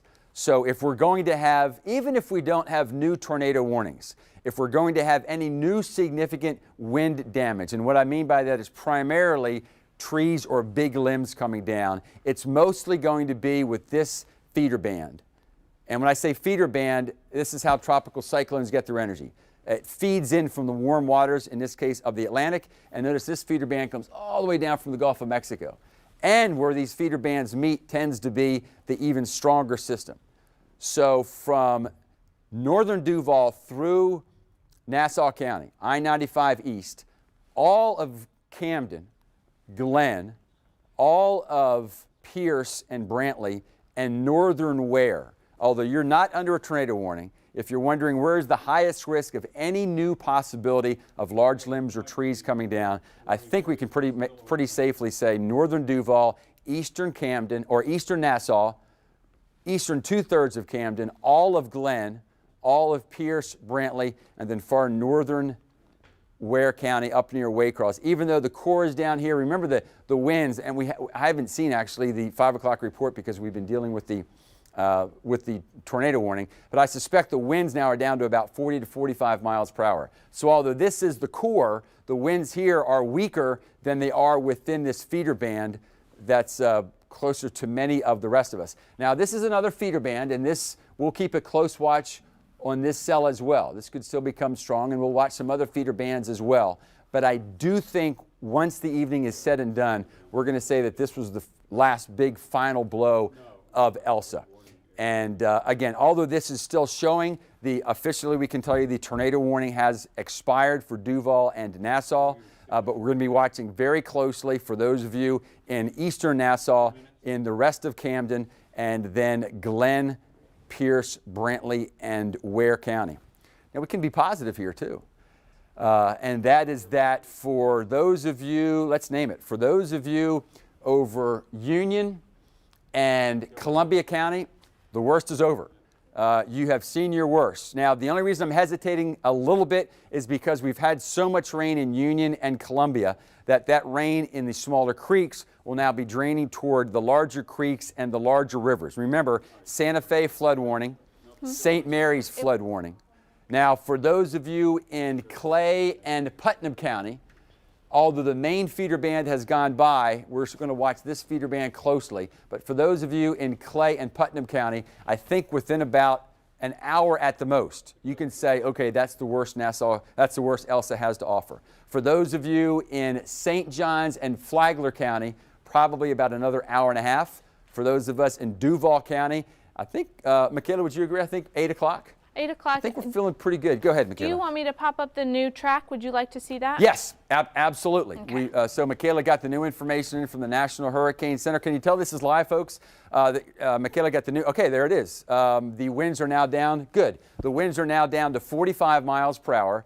So again, that's significant, and we want to follow it, but I can tell you as forecasters, we are now mainly following the core, because then it helps us to say, well, at least until this system gets back over water, the worst of the weather is going to be off to the right of it and toward the coastline. So for instance, later on this evening, as it pulls out of our area, although the core is going to pass off to the northwest of Savannah, Savannah will be dealing with much of the weather we're dealing with right now. We are now going to go on officially to what we call the 5:30 show. Elsa continues to track north, bringing rain and high winds. And we're not done yet. We also have that tornado watch in effect for all the county to see there. And First Coast News has teams deployed across the area, keeping a close watch on this storm. Next, what will Elsa do, and what do you need to know right now? Yes, Elsa is on the move, but watches and warnings are still in effect. We'll take a look what you're under. Our team coverage continues. This is First Coast News on your side.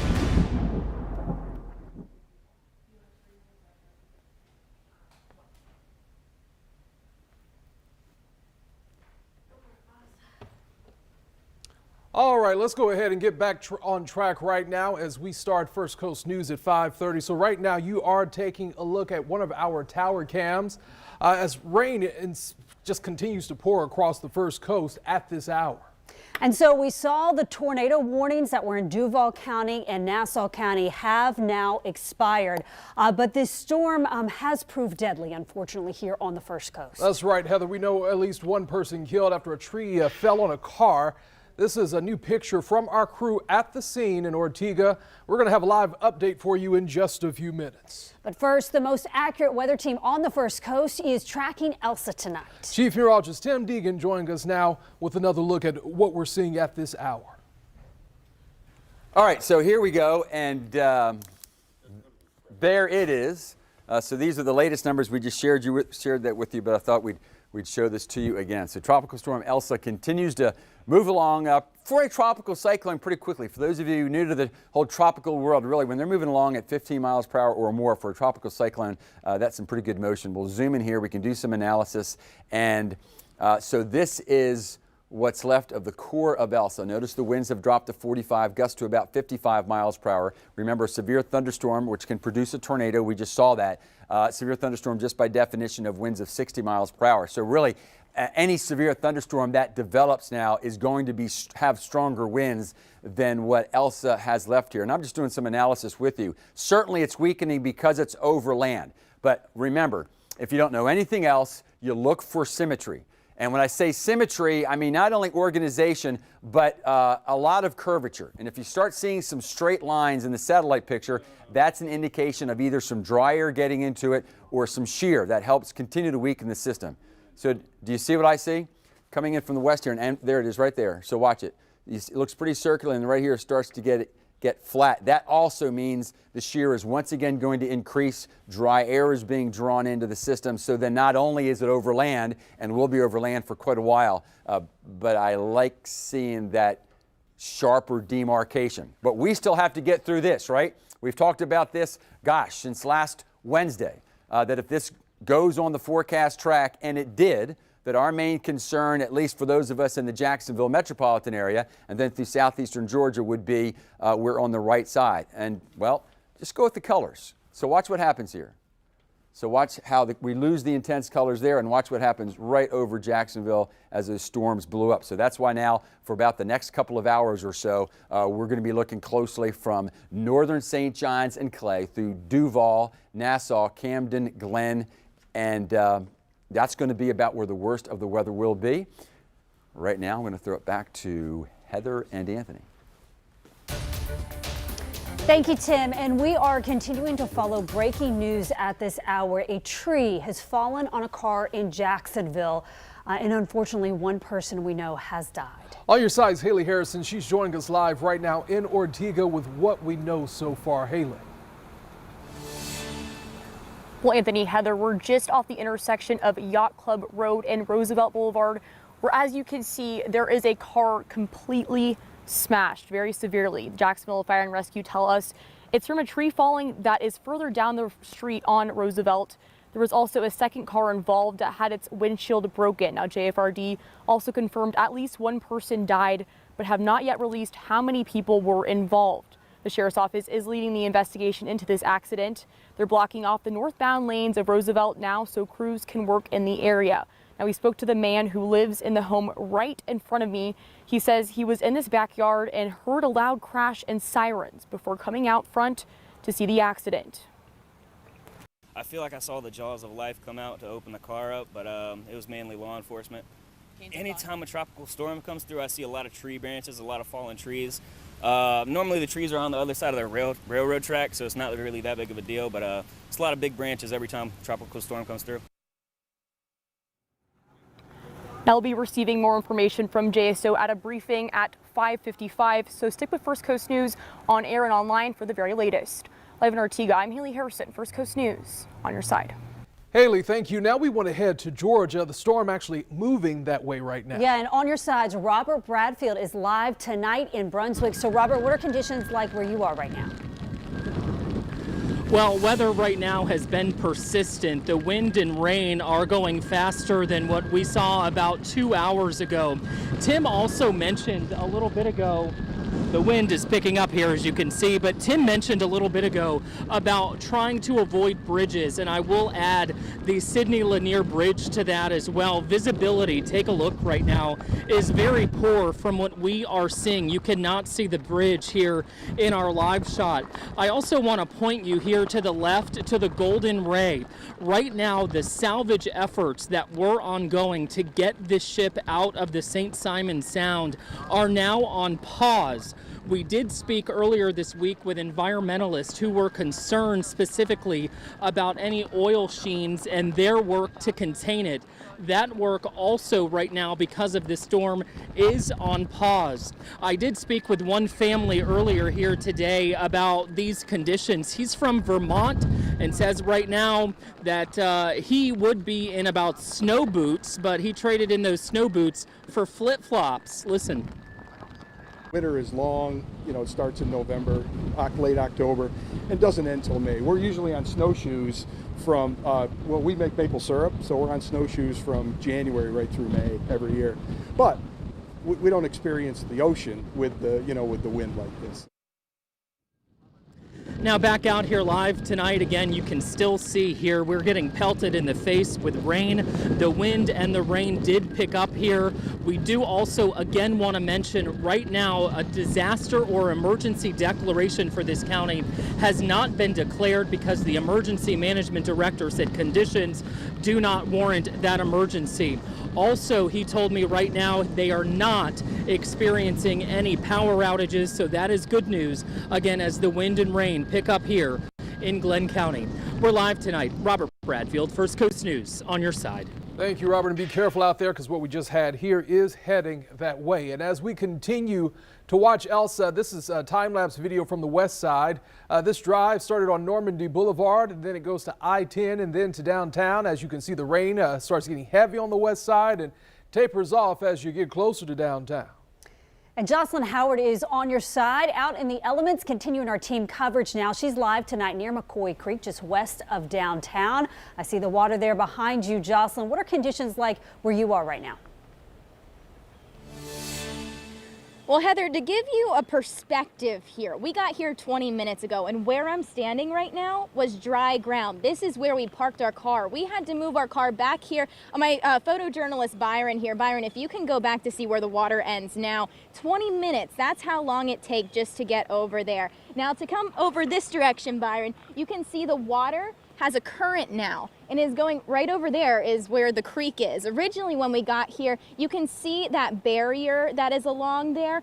Whenever we got here, it was completely up. Now, if you look straight forward, you wouldn't even see that it was there in some parts. So what we're seeing happen right here is on my right over here, we can see that there are roads coming down and they have a downhill going down. So we see a lot of the water coming down that direction into the creek here, and it just can't handle it. We are seeing, obviously, it says the roads are closed over here. We have seen some trucks driving through as a current is coming through here. It makes us a little nervous as we do see that current coming through here. So obviously we know what we hear all the time. Whenever you see standing water, do not drive through it. We just don't know when it could pick up your car. It's kind of funny around here. We were talking to some people who live up on the banks, and they actually said, you came to visit our private islands over here. So they have a good attitude about it. Definitely doesn't probably feel good to be watching this in front of your house. But we will keep you updated here. If this is what happened in 20 minutes, we'll keep you updated with what happens in the next half hour. I'm Jocelyn Howard, First Coast News, on your side. Jocelyn, thank you. We want to go to Baker County now. Tim telling me the weather conditions up there are improving. Our Kaylee Tracy is in Macclenny. Kaylee, what are you seeing right now? Well, exactly what Tim just said, Anthony. This is the first time pretty much all day since we've been out here for several hours that it hasn't been a steady rain. The rain is tapering, or it's just misting right now. Listen to what Tim is saying about the conditions. But as far as what we have seen, it has not been as steady as earlier today. Now, I do want to show you, though, the creek that I'm at here behind me. I'm going to have my photojournalist, Emily, kind of zoom into that there. Cedar Creek right now on County Road 125. You can see the water levels have come up a little bit just over the past few hours that we have been here. Again, Cedar Creek on County Road 125. The emergency officials here in Baker County say that the good news here is that the bridges across the area here in the county, the water levels in St. Mary's River, they are still 3 to 4 feet below those bridges. So that is good news for now, but they do tell us that the St. Mary's is forecast to be at 15 feet by Thursday into Friday. That is what the forecast is calling for, they said. And right now there are not any closures as far as the county goes. Right over St. Mary's Cove, where we were earlier today, that was at bank level, the water there. This morning, officials say they expect that will flood tonight into tomorrow. And a neighbor there lives there. He says last week that water level was 5 to 6 feet lower than it is right now. If we need to, we'll pull out of here. I mean, everybody else out here has a way to be able to get out if we need to. So if it gets to that, we'll all band together and get out. Again, officials tell us they expect that part of the river over where that man you just heard for he lives, they expect that to flood possibly tonight into tomorrow. And as you heard, that man and his neighbors, they plan to get to higher ground if that does happen. I do want to tell you, officials out here told us a tree did fall on the interstate earlier this afternoon, but the good news is there were no injuries. They got it cleared before there was any traffic out there or anything like that. We'll be sure to keep you updated on air and online as we learn any new developments out here in Baker County. Reporting live, Kaylee Tracy, First Coast News, on your side. Glad conditions there are improving. Kaylee, thank you. And tonight we're getting a new look at the rain in Baker County earlier. We want to thank Jessica Steiger, who shared this video with us. We love getting your pictures and videos. And you hear that rain? This was in St. Augustine. New video showing the rain falling hard this morning. This is from Pam Whittle, who says she's on vacation at Ocean Gallery. She looked outside and this is what she saw. And in this new picture, you can see the clouds over Fernandina Beach. Nancy Hall is sending this photo to us through the First Coast News Weather Watchers Facebook page. You can always share your photos there. We want to see what it looks like near you right now. So if you are able to safely do so, I don't want you to put yourself in any danger. If you can safely send us pictures and videos to our Facebook page, they could show up here right here on First Coast News. Just join that First Coast News Weather Watchers Facebook group. And you know, First Coast News has more meteorologists working around the clock than any other local news station. So download the First Coast News app. We're making it easy for you. Text the word app, APP, to that number you see on your screen. It's 904-633-2402. Again, you can follow the most accurate weather team here on the First Coast by texting the word app to that number. We're going to take a quick break. We'll have actually, we have a tornado warning right now, I hear. Is that? Yeah, so we're going to go ahead and stay on the air. We'll go ahead and pull up the weather map. So we have a tornado warning. Again, Elsa is once again producing a tornado, and it's along that same feeder band that we talked about. You can see it right there blowing up there. There's the satellite picture, and there you see the where the tornado warning is. So pretty much we're talking about from Fernandina right on up the coastal areas of Camden County and into Brunswick. In fact, just moments ago, Anthony mentioned to Robert that our weather was basically heading up toward Brunswick. And so that same feeder band, and it really is looking like the last one, but it is producing the storms, the very heavy rains and winds gusting to 60 miles per hour. And there's enough of a signature now to where a tornado warning has been issued. So again, this is the same band that we've been following for quite a while, continues to the overall band itself wrapping around. There it is. So here is Elsa, and then this feeder band wrapping around to the northeast, occasionally in addition to the heavy rains and the winds gusting to 60 miles per hour, producing funnel clouds that are coming down to the ground. And once we have enough signature, and the National Weather Service has enough signature, then a tornado warning is issued in this one until 6:15. So primarily it's for Camden County. So primarily we're talking now, this is moving away from Fernandina. Now for those of you in Fernandina and Amelia, I know it's blowing and heavy rain and lightning, but the rotation appears to be crossing the St. Mary's River and then is working into Camden County. As far as Camden County is concerned, although widespread areas of Camden County, I know you're feeling the wind and the heavy rain, but the concern is eastern Camden County. In fact, you see the lightning here? We talk about lightning in tropical cyclones, that if you don't have anything else and you see lightning, that is significant. And the reason why, remember, tropical cyclones are warm events. And for lightning to form, well, lightning can only form if there's a lot of ice. And so for lightning to be forming within a warm event like this, that means that cloud is very high in the atmosphere. And sure enough, Michaela has now found the signature. Thank you, Michaela. So this is a signature of the rotation and why the tornado warning is in effect. For those of you in Fernandina, good news for you. Remember, this is heading northward. So this is out of Nassau County, away from Fernandina. Unfortunately, bad news for those of you in St. Mary's. More than likely, you are feeling the winds, possibly winds gusting to over 60 miles per hour, certainly enough to bring down some limbs, possibly some trees. So for those of you surely in St. Mary's and then around the Trident submarine base, now is the time to get away from windows. Now is not the time to be in a vehicle. I'll say it again because I just think it really does matter that the worst place to be is in a moving vehicle. The wind, even a 55 or 60 mile per hour tornado can get under that moving vehicle, and even if the tree doesn't come down on you, can throw you into a tree or maybe some other traffic as well. So Michaela is finding all kind of signatures here to figure out that within all of this color that you see, we're not so concerned about the rain. We're just trying to figure out where is the storm that's producing the wind damage and probably a tornado. We're talking about right in or over the St. Mary's area, and it's going to continue to work toward the north. So St. Mary's and the nearby Trident submarine base, and this may move north, if not maybe just a little bit west of due north. And I continue to underline that because if you're from up north and even locally, there's a tendency, and it's true, that most tornadoes head off in some type of northeast or east-northeast direction.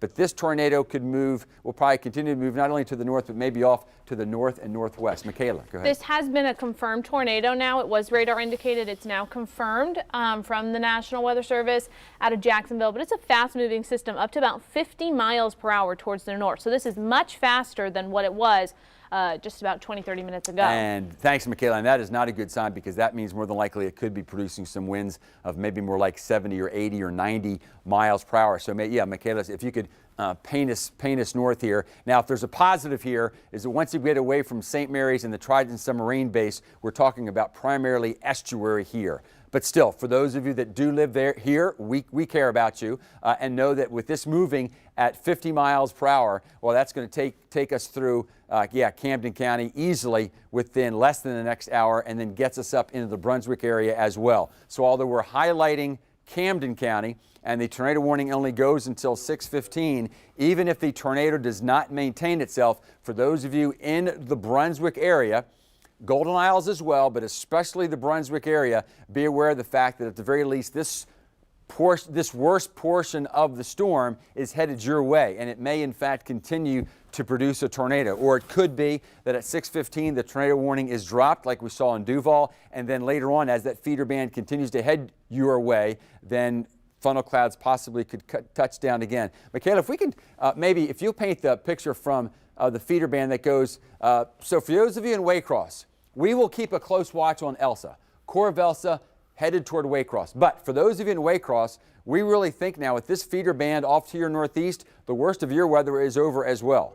So for most of us now, for the rest of the evening, the worst of the weather is going to be with this feeder band, and then individual cells will work to the north as the feeder band, and let's just call it a squall, as the squall works to the northeast. So although, yes, still heavy rains in Ware County, I really think primarily in addition to the tornado warning that's over Camden County, and in addition to those of you in Brunswick, that I think it's pretty obvious, you are under the gun as far as where the storm is headed. For those of you in western Glen, and then also in Pierce County from Patterson, and then all the way down through Brantley County as well. I think these are our highlighted counties and will be now for about the next hour. That is Pierce, Brantley, Glen, and Camden County. But for now, as Michaela is zooming in, the tornado warning is in effect for Camden County. We're talking east of I-95 until maybe we get up toward Brunswick, as the tornado, as Michaela showed you, quite the signature, unfortunately, is moving to the north at about 50 miles per hour. And I'm just checking, wow, there it is. So there is the signature. Remember, Doppler radar picks up not only the wind speed of what's happening out there, but also wind direction. And Michaela talked about the couplets. Think about where you have, what we look for are opposing winds, and that's really what these colors indicate. So when you see a sharp demarcation from green to red, that means we have rotation, and this pretty much paints where it is. But remember, just moments ago, it was pretty much in St. Mary's. So why don't we make sure we're underlining the positive here. For those of you in the St. Mary's area and even the Trident submarine base, now this tornado is moving away from you, but it's continued to move to the north at about 50 miles per hour. So therefore, for those of you in Brunswick, about another 30 minutes or so, and certainly the storm that's producing this tornado will be where you are. And the tornado itself may be doing that as well. Michaela, you got some details? Yes, the most recent information we've gotten from the National Weather Service saying that this is an observed tornado and its location is over Kings Bay base. It has slowed down a little bit, about 40 miles per hour, still towards the north, so still fast moving, but a little bit slower than initially reported. Okay, so for those of you not familiar with, when I talk about the Trident submarine base, that's Kings Bay. So St. Mary's, Kings Bay, and now it's northwest of Kings Bay. So I do think that Kings Bay, if you were hit, it is gone. So you've had the worst that this has to offer and continue to work to the north and northwest, as Michaela mentioned, at about 40 miles per hour. Yeah, so these are, for those of you not aware, these are some of the roads that are part of Kings Bay here. And you can even see some of the Navy annotation there. This is the rotation certainly showing up now, so moving out of Kings Bay and then into other neighborhoods that are there primarily because of the Trident submarine base that opened up. How long has it been here now? 20, 30 years? But there is the signature. So for those of you in Kings Bay, stay away from windows for another 5 or 10 minutes or so, but this is heading away from you and then headed up toward Elliott's Bluff and then other areas of eastern Camden County. It will stay to the east of Kingsland. So to be clear, Kings Bay is the Trident submarine base. Kingsland is on I-95, and the worst of the storm is going to stay east of those of you in Kingsland, moving away from St. Mary's. But we know that although this is St. Mary's proper, I think a lot of us have been there to see sort of the classic St. Mary's Village. There's a lot of neighborhoods that are here that were not here 20 years ago or so because of the St. Mary's, Camden County, and the growth around the Trident submarine base. And so still, for those of you that live in all of these new neighborhoods and around the elementary schools here, be aware of the fact that the storm is still close enough to where stay out of your vehicles, out of moving vehicles, stay out of vehicles if you can, and stay away from the windows as well.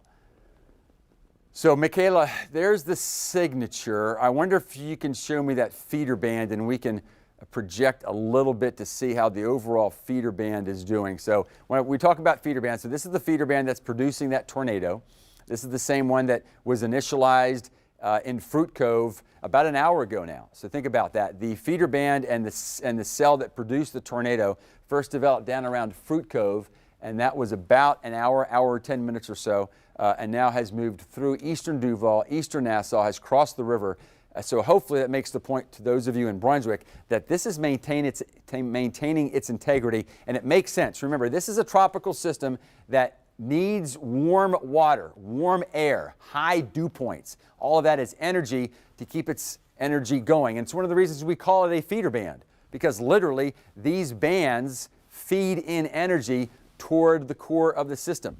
And so now that this is the only warm water left, it makes sense that this is where the strongest of the storms are as that energy feeds in. We have winds coming in from the east, from the southeast, and the south. We call that convergence. Whenever you have convergence, you have lift.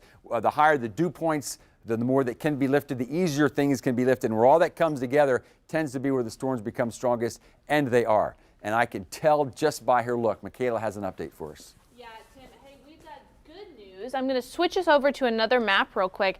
The tornado watch for several of our counties has been canceled. So when you're talking about that line, so I'll switch us back over to the other map. That line you're telling us about where the heaviest rainfall will be on the eastern side of that last band of rain. We're confirming that with the National Weather Service and with the National Hurricane Center as they cancel that tornado watch for places like Baker, Bradford, Clay, Columbia, Hamilton, St. John's, Union counties. You guys are out of that now, what once was that tornado watch. So good news there. Very good news. Thank you, Michaela. In fact, we have just produced some county by county forecasts that updates and shows how conditions are now going to rapidly be improving from southwest to northeast. We're going to get back to the tornado warning in a moment. Now, I do want to add the exception there is going to be for those of you that travel near or have property near some of the larger rivers, because although the weather conditions will be rapidly improving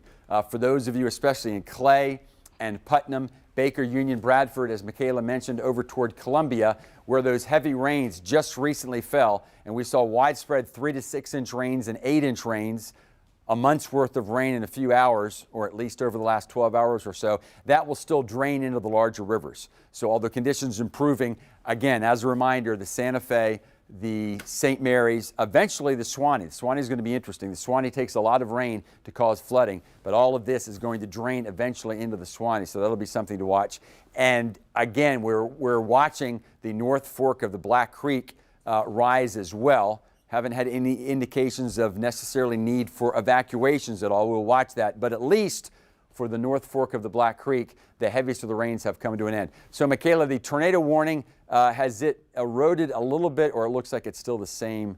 Yeah, it still covers the same size. Yes, same size. Haven't seen anything from the National Weather Service saying that they're going to weaken it at all. But let's look at our velocities, and our signature is becoming a little bit more difficult to see. Yeah, that's good news. I'm still picking it up on a different radar on my phone. I'm still seeing it here, right about here. Tim, is where we're looking at it. Yeah, and I think if we go to the velocity or to the reflectivity Doppler.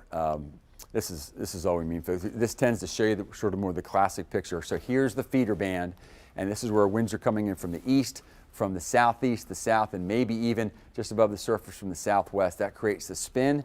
With that spin and high dew points, very warm conditions, the air is light, and that allows the lift and the spin. So again, if we still have a tornado, it's right about here. So where is that? Notice here's Kingsland and St. Mary's and Kings Bay. So we're talking about well off to the north. And continue to move, though, slightly west of due north. So it's not moving northeast, it's moving north-northwest. That's why for those of you in the Golden Isles, so in the islands across from Brunswick, this feeder band is going to come your way. And we're going to watch that closely, but at least this particular portion of the feeder band, that's going to be more of a concern from Brunswick west than it is out toward the islands. For those of you in Woodbine, I'm sure that although you're not under a tornado warning in Woodbine, you're right under that feeder band with a lot of lightning. So I'm sure you're experiencing some pretty gusty winds as well. So although we're highlighting the tornado warning for eastern Camden County, really anyone from Piney Bluff on over to Woodbine and then northward into Camden County, we might as well really put out a severe thunderstorm warning and say anywhere within this region, this squall could produce some wind gusts to over 55 or 60 miles per hour. Remember, 60 miles per hour is right about when we start seeing some power outages, wind, some limbs come down, and some trees as well. Can we put that into motion for just a moment, Michaela, and see if we can... That's the last hour, so you can see it's fast moving. If we could slow that down to 15 minutes if possible. This would be the last 15 minutes. Coming through there, the last 15 minutes. Okay, so this is what's moving your way. For those of you from, let's just say all of Glenn County and over toward Pierce and then Brantley County. So Glenn, Brantley, Pierce counties. And still some very heavy rain behind it, but if there's going to be wind damage, it's going to be right along this feeder band. Certainly we're keeping a close watch on the tornado warning. But all along this feeder band, there will be the potential for some damage. I wonder, Michaela, as we keep a close watch on this, if we can expand the picture just up into Glenn and Brantley and Patterson, or I'm sorry, Pierce County, where Patterson is. So here's Waycross, here's the feeder band. And so really we're talking about now, all the feeder band is now in the northeastern portion of Brantley and the northeastern portions of Pierce County. So for those of you from Patterson down toward Waycross, you're going to have more rain, but I feel pretty confident now, even for those of you from Patterson southwestward toward Waycross, I think the wind damage threat, I think, is coming to an end. You still have about another couple of hours of some heavy rain. Same thing for those of you in Brantley County. So from this lightning bolt northeastward, think if you're in the western half, let's say, of Brantley County, although more rain on the way, and you're hearing about this tornado warning, that tornadic threat will stay with this feeder band as it works toward the north. So again, a lot of motion here, but this tornadic threat, if it continues, will work about like this. So I think any new tornado warning, and I'm not saying there's going to be, but if there is a new tornado warning, it's going to involve Glenn County, and within about the next 15 minutes for those of you in Pierce County and about another 20 minutes for those of you in Brantley County, this feeder band will be lifting north of you and conditions will be improving. Now, we mentioned it earlier, but I think you can see why if you have some friends, family coming down from Savannah over the next couple of hours, now would not be the time for them to do that, or for you to drive towards Savannah up I-95. Or another way to put it is if you maybe have someone who's flying into Savannah. I'm not even sure if their airport is over, but the worst that this storm has to offer is now going to be heading towards Savannah over the next several hours. Really, Savannah's probably going to have some of their worst weather between about, let's say 9 tonight and midnight to 1 in the morning. So keep that in mind. Tornado warning continues until 6:15. That's why we have that highlighted. We haven't had any new information on that, but we continue to see some lightning being produced. So it still means it's pretty high in the atmosphere. It means you can still produce a lot of wind there. For those of us, if we could just spread a little farther south, Michaela, because for those of us in Nassau and Duval, especially for those of you in Duval in the urban areas, you continue to see the waters rise. Although the rains are not as heavy, you will continue with some downpours, probably for about another 30 minutes or so at least. So for those of you in the urban areas in which, if it's not flooding, the water is rising, maybe toward hubcaps, and hopefully not, but I wouldn't be surprised in some spots even higher. Know that you have about another 30 or 45 minutes of rain, and so it's going to be at least another hour before the water starts to subside. So although the winds have diminished and the rains aren't as heavy, we even though the flood warning goes until 6, maybe it's been expanded, I'm not sure, but for those of you certainly in urban Duval, flooding will continue to be a concern, certainly as far as street flooding and some of our more significant streets are concerned. But the strongest storm is now moving even out of Nassau County, and the main concern with Elsa for the next couple of hours are simply going to be for those of you right along the coast from Fernandina northward, but the worst two counties really are going to be Camden and Glenn County for the next couple of hours as Elsa continues to work off toward the northeast. Again, with some occasional lightning, the tornado warning. So technically the tornado warning so I should be clear about this. For those of you in Glenn County, the tornado warning does not extend into Glenn County. What we're saying is that for those of you in Glenn County, especially anybody in or near the Brunswick area, be prepared for the fact you are going to have a strong storm within about 30 minutes or so that will produce some winds gusting to 50 to 55 miles per hour. But there is the signature of the tornado, almost a beam width or due east of Woodbine, but east of I-95. There's another pretty good signature. Thanks, Michaela. So certainly still there. Certainly still a storm with rotation, and certainly still a storm that's enough to bring down some limbs and some trees, and working along pretty quickly. So at least 40 miles per hour and maybe even a little quicker. Maybe we can time it out again, Michaela, at 40 miles per hour and take it through Brunswick and name some of the other areas in Glenn County. So what we're going to say is we're not going to say that it's necessarily going to be a tornado, but let's just say this portion of the storm will be getting up into Piney Bluff, Hickory Bluff, and then we're saying Brunswick about 6:37, and I would say at least by 6:37 this portion of the storm will be getting up to your way. Now the heavy rain extends north of it, and so the rains will become even heavier in Brunswick probably in about 5 or 10 minutes or so. If you're wondering, well, why the backside, remember these storms tend to develop because of lift. And so most of the lift is where the storm is forming. And then the upper level winds carry that rain actually preceding it. So you might think, well, the lift is going to be at the beginning of the storm, and although that's where the storm is forming, it's not at the leading edge. So this is the type of storm where actually the rain will get heavier and the winds get stronger until finally then the potential spin up, it's not a guarantee, but the potential spin up will then work into your region. So we're talking about Forest View, Piney Bluff, Hickory. Again, all of these are east of I-95 until we get, if it maintains itself, until we get right into Glenn County. And then when we do so, then we're going to include some of those of you west of I-95 for Glenn County. That is for the tornado warning that still goes until 6:15. Updated info that we just got. It is going to be continued, just some location wise. Again, it was confirmed it's located 7 miles east of Woodbine, and now it has sped back up, moving north at 55 miles per hour. So that's what we're watching at the moment with as far as timing and the intensity and location of this system. We are getting some damage reports, nothing reportable yet. but we're going to continue to watch those reports as they come in. Okay, thanks, Michaela. But we don't have any significant reports from the St. Mary's or Trident Submarine Base area? Nothing from St. Mary's. Okay, gotcha. Okay, so the tornado warning goes until, does it go beyond 6:15? Still only until 6:15. Okay, so unless we get something new, wouldn't be surprised if this is dropped at 6:15. But even if it is, this feeder band is going to continue to work to the north. And if you've been with us since 5:30 or 5 or even 4 o'clock, we've been following this feeder band as it's worked from out toward Highway 301. In fact, really since 3 o'clock.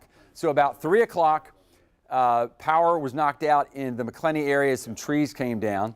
At about 3 o'clock, then in Maxville, that's in western Duval, some trees were down. And then as we got toward 4 o'clock, we started having reports of some wind damage from that same feeder band over eastern Clay County. And then right around the 5 o'clock hour, this storm really intensified even further. So still a pretty strong signature here of possibly some debris, certainly some strong winds, maybe not quite as tightly wound, but it's all part of that feeder band at the very least. Even if we can't say it's producing rotation, at the very least producing some winds gusting to 55 to 60 miles per hour, and that's going to be strong enough to continue to possibly bring down some trees. Maybe, Michaela, we can go a little farther to the north. So for those of you in Brunswick, if you're just joining us, again, the tornado warning is south of you, but this tornado, certainly the storm will involve you. Elsewhere, here is Elsa. Heavy rains there, but I don't see anything to indicate that's showing any intensification. Would not expect there to be any intensification of Elsa because, of course, the core is over land. Hesitating a little bit because when a system is very well organized, if there's still at least one strong feeder band left, and there is, it takes these much longer to weaken. And in fact, it's one of the reasons why the National Hurricane Center is putting up different watches and warnings that, at least the last time I checked, went all the way up to Jersey, may go all the way up to Long Island and even beyond. So this is going to race up the eastern seaboard and eventually become someone else's problems unless you have plans to travel northward as well.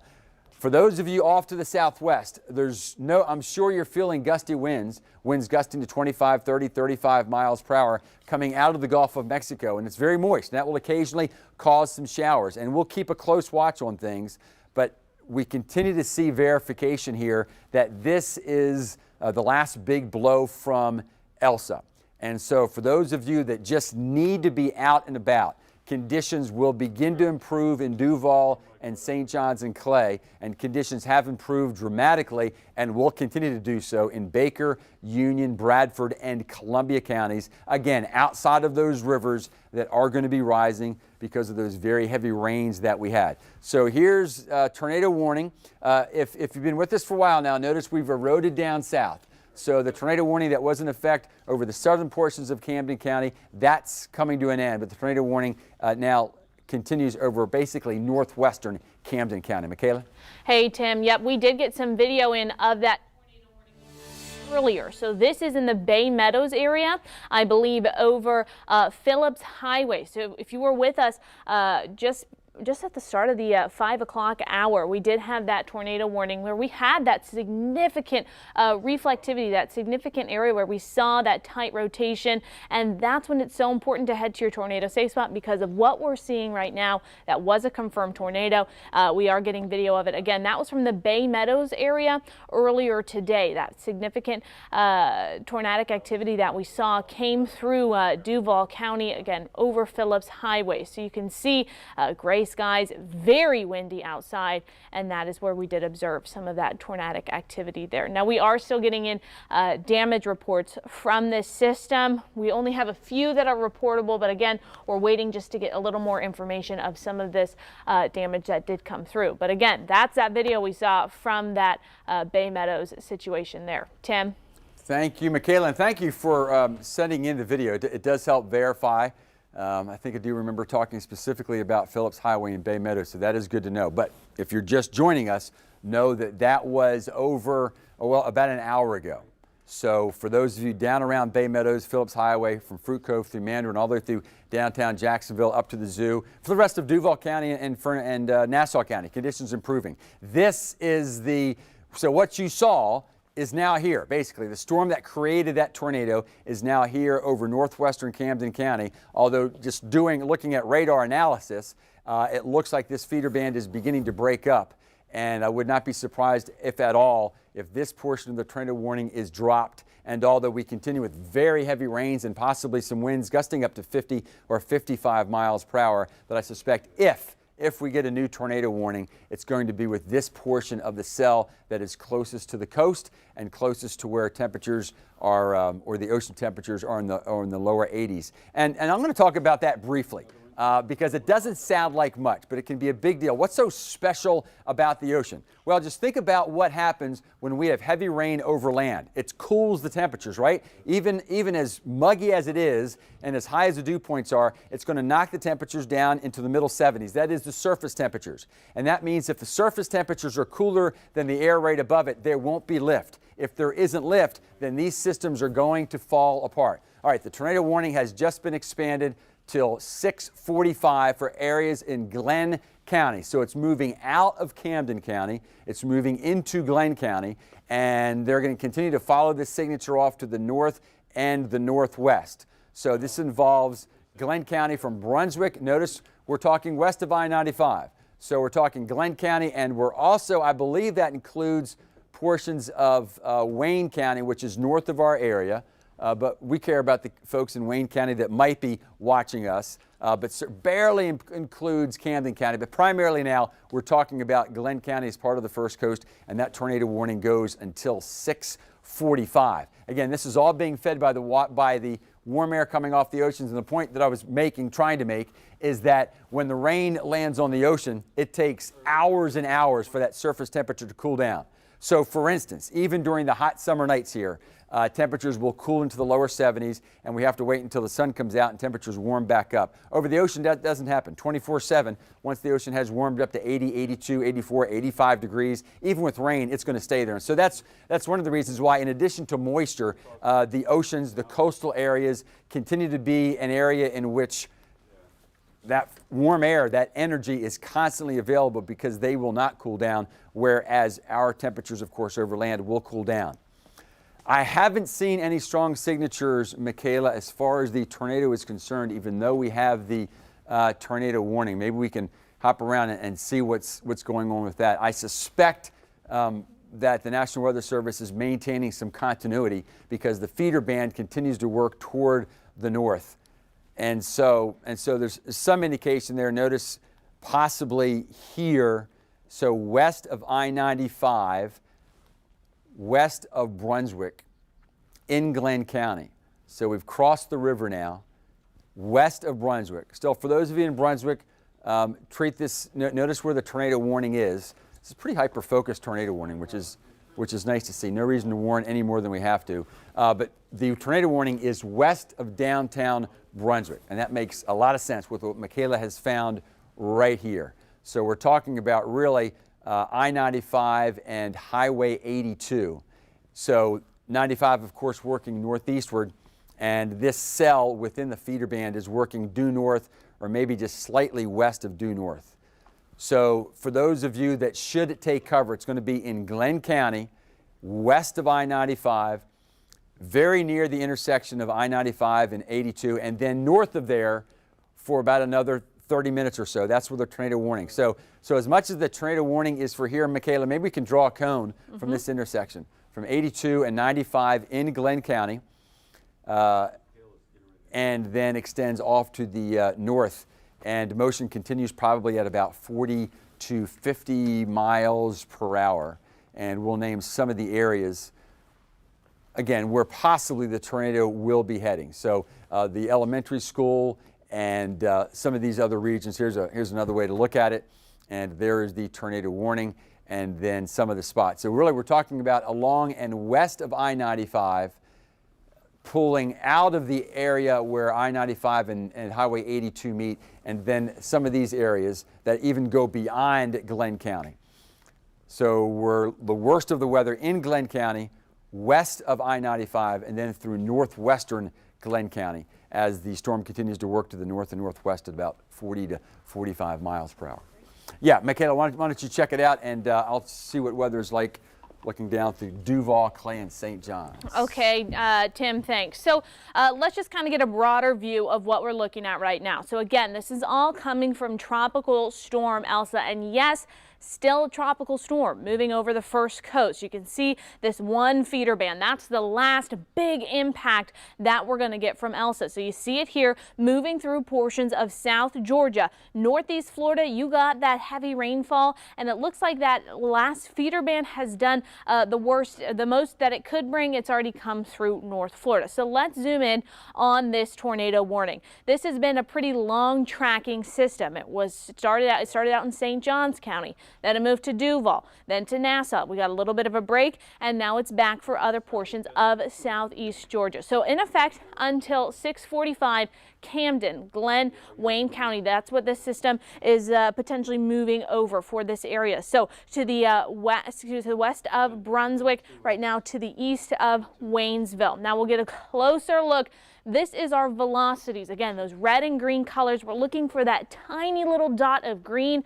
We're really not seeing it in here. It's difficult to see some of those tight rotations with this. We have seen this track bring that rotation earlier on. It still is a confirmed tornado. So even though we're not necessarily seeing it here on our velocities, we can switch over to our correlation coefficient, and what we're seeing here again to the east of Brunswick, to the east of to the west of Brunswick, to the west of I-95 is where we could potentially be seeing some of that rotation from this system. So right about there is where we could be seeing it. Now the speed of this system, it's been toggling. We were at 55 miles per hour, then we were down to 35. So at the moment we're closer to about 55 miles per hour, which is a fast moving system. So some of the areas you see here, look for your town name on this list or within this cone that you see here. So Georgetown, 627, you need to make sure that you are in your tornado safe spot. Townsend, Thalman, you need to be in your tornado safe spot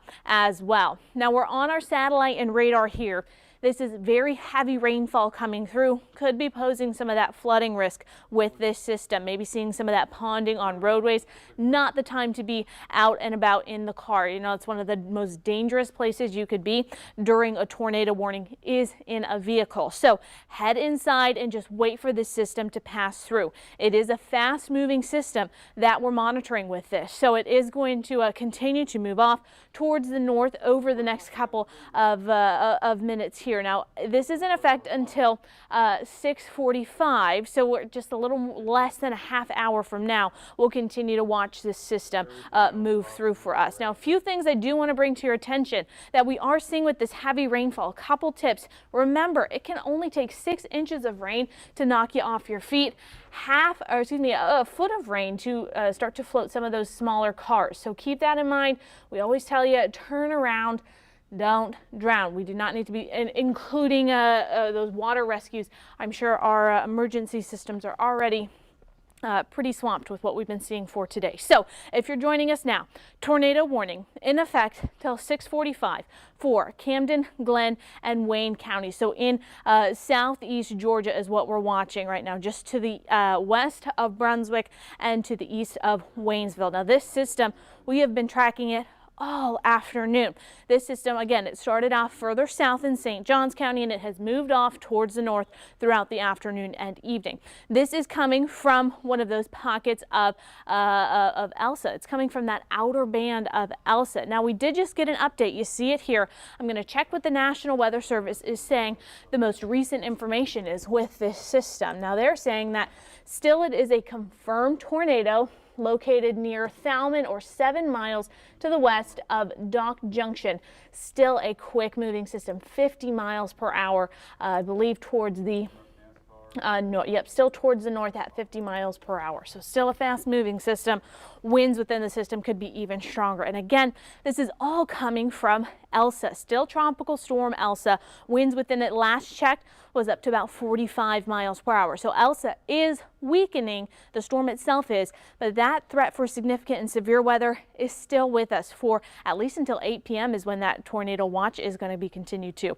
So for those of you just joining us, or for just the most recent information on this, still in effect till 6:45. Now it's only for Glynn and Wayne counties. So those are the two counties that we're watching with this system here. Heavy rainfall. It's going to be a rain wrapped tornado. So that means it's going to be covered in all this rain and you're not going to be able to see it coming towards you. So that makes it even more dangerous that you need to stay indoors, stay in your tornado safe spot until this system passes through. It is a quick moving system, again, off towards the north up to about 50 miles per hour. Location wise with this system, it is just towards the west of I-95, okay, just towards the west of I-95, just a little bit. It's almost like I-95 is almost the cutoff point of where this tornado warning is. So again, that's where pretty much where that tornado warning is cut off with this system. Again, we're on our velocities. It's difficult to see where we could be getting some of that rotation with this system. So if I had to say, it's right about here to the east of Thalman. I'd say about 7 miles to the east of Thalman is where we could be inferring that we could be seeing some of that rotation and seeing that tornadic activity there, which again, that is to the west of I-95 and to the east of Thalman, where we could be seeing some of this potential tornadic activity with this system. We are getting a little bit of that lightning along with it. Earlier, we weren't hearing much thunder, seeing much lightning with this coming through, but now that's starting to change. So another reason to get inside and stay inside until the system passes. Heading off towards the north up to about 50 miles per hour. So again, it's fast moving as it's heading that way. And it's going to continue into the Savannah region as we continue throughout our evening. A few of the names that we're watching, those town names, you need to be in your tornado safe spot. So Thalman, you need to head into your tornado safe spot. Townsend, you're not included in that tornado warning. I assume it's going to head off towards your area over the next about hour or so. So I'd be prepared. Start thinking now of how you're going to head to that tornado safe spot. A great way to continue to get your coverage if you have to head into a tornado safe spot like a bathroom or a closet. A few things you can do. You can turn your TV volume all the way up so you can continue to hear what we're saying, and when it's time to give you the all clear, we will. That's one way you can listen. You can also download our app and click watch. It's on the very bottom of our app. You click watch and you can continue to stream coverage there. I'm going to make sure that our ads are turned off, if we can make sure that our ads are getting turned off on that one so that you can get the immediate coverage you need from our app. You can also get information on our social media pages as well. So those are a couple different ways you can continue to get your coverage as you are moving into your tornado safe spot. So again, at the moment, we're just seeing some weaker rotation. I know we have seen this as a confirmed tornado, but we're not seeing that strong rotation that we look for when we do get these tornadic activities. Heavy rainfall from the system though. So please be aware that as this tornadic system is passing through, that you're going to get that heavy rainfall. Here is another look at Elsa as it's spinning through the first coast, that we are seeing quite a bit of rainfall. Now, there are some areas that are finally in the clear, at least for some of our further western counties across the first coast. You've seen your tornado watch dropped. You have seen most of the rain stop as well. So some of us are in the clear. Others, portions of southeast Georgia, you are not quite in the clear yet. We're waiting for this last band of Elsa to pass through your area, and that's what's packing the most punch at the moment. Again, it started in St. Johns County not long ago, and it has slowly moved up into southeast Georgia. Heavy rainfall, thunder and lightning. We do have that flooding threat in there as well, and now that tornadic activity coming through. We have seen some of those pictures and videos of this system coming through that did confirm that this was a significant weather event passing through the first coast, bringing that tornadic activity and a lot of lightning and thunder coming from this system at the moment. So we're going to get a little bit more of a zoomed in view of what we're seeing at the moment, just so you can see exactly what we're watching. Tim, have you been able to see any additional information, or maybe some additional? There is not. Now we do the flood warning. The flood warning has been extended till 9:45 for all of those of you in southeastern Georgia. but not the rest of us. So I think that simply verifies, Michaela, that the heaviest rains are with this feeder band and will continue to work off to the northeast for the rest of the evening. So for those of us in northeastern Florida, that flood warning is not going to be extended. Okay, so only some of us are still within this, not only the tornado watch, but now the flood warning as well. So as we continue throughout this evening, make sure that you're staying alert and staying aware of these potential threats that we're seeing coming through. So this is that last bit of Elsa that we're watching pass through the first coast, dropping heavy rainfall. Some spots seeing 2 to 3 inches of rain within an hour. That would cause some of that ponding on roadways. So again, not the time to be out on the roads. This is the time to hunker down and wait inside until the system passes through. So where we see these colors, these reds, these oranges, these yellows, that's where we're inferring that we're seeing the heaviest rainfall passing through the first coast. Now this red box that you see there, that's where we have the tornado warning in effect until about 6:45 for tonight. So again, this is what we're watching. This is coming off the last outer band of Elsa, that last feeder band that's coming through. So if you are on the western side of that, or for portions of North Florida, I could really say most of North Florida is starting to become in the clear from this system. This is the last bit of Elsa that's really going to bring that significant weather to the first coast. So again, this is what we're watching. It is that tornado warning in effect until 6:45. So for our friends in North Florida, this was once in your area. The one that was coming through St. Johns County, the one that came through Duval County, Nassau County. Here it is again, heading into Glynn and Wayne County, moving until about 6:45. That's the last update that we've received. So let's get over to our velocities. Again, it's difficult to see those tight rotations with this system. We're not seeing it on our velocity.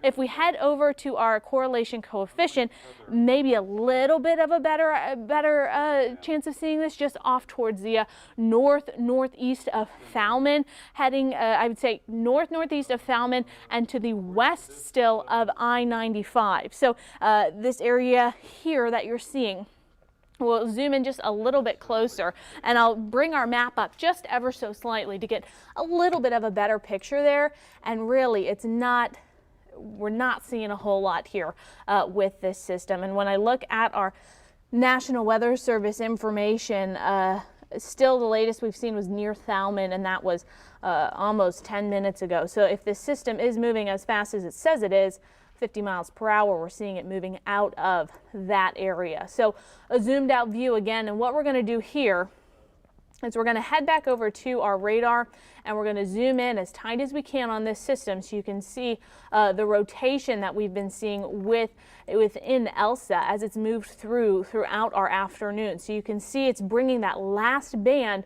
that's coming across our area. Now I'm going to put on our tornado watch so you can see the areas that are no longer included in that watch. So that's the good news, that we do have some areas that are clear from this system. So we're putting on our tornado watch. You see only a couple of us are still included. So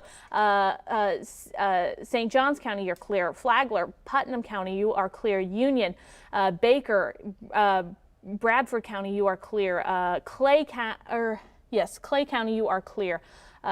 Those are some of our areas that are starting to clear up. Now, we do still have that tornado watch for Duval County. However, I do think the threat is really starting to minimize as far as the tornadic activity is concerned for Duval County.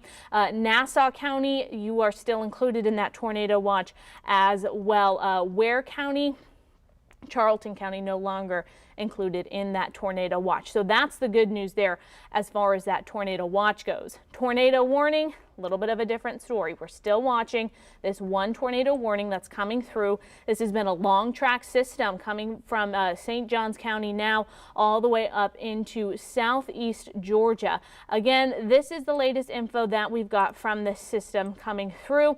It is in effect till 6:45 for Glynn and Wayne counties. So those are the two areas that you need to be in your tornado safe spot immediately. That's where you need to head as you are under imminent threat of seeing that tornadic activity coming through your area. So again, we'll get a closer look at our radar. And we'll pull out so you can see all of Elsa working across the first coast here. And it's a significant system that we're watching coming through. You're not only included in that tornado warning, but a few spots within the tornado watch. Tim? Okay, thank you, Michaela. We want to let those of you that are normally watching the network nightly news that we are covering the tornado warning.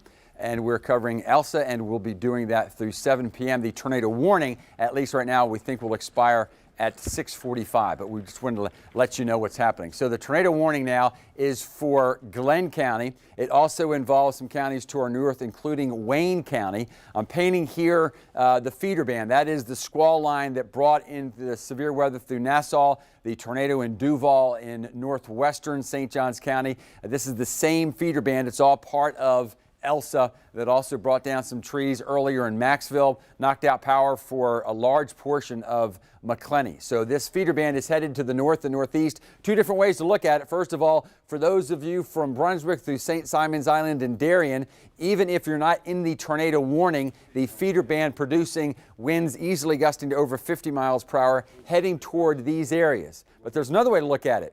For those of you that are south of this feeder band, which is much of the first coast, this is the last of the worst of the weather. We'll continue with some showers and some downpours, but this is pretty much the last big blow that Elsa is probably going to produce. We'll continue to, of course, keep you updated there, but that does look like how conditions will work through. So what we're going to do now is we're going to work through county by county after we show you exactly what is going on around the rest of the first coast. We did get some information from the National Weather Service saying that it is starting to break up a little bit. So the correlation coefficient, that one's still showing some indication, but as far as radar and velocity goes, this tornadic system is becoming what they call a little bit more ragged.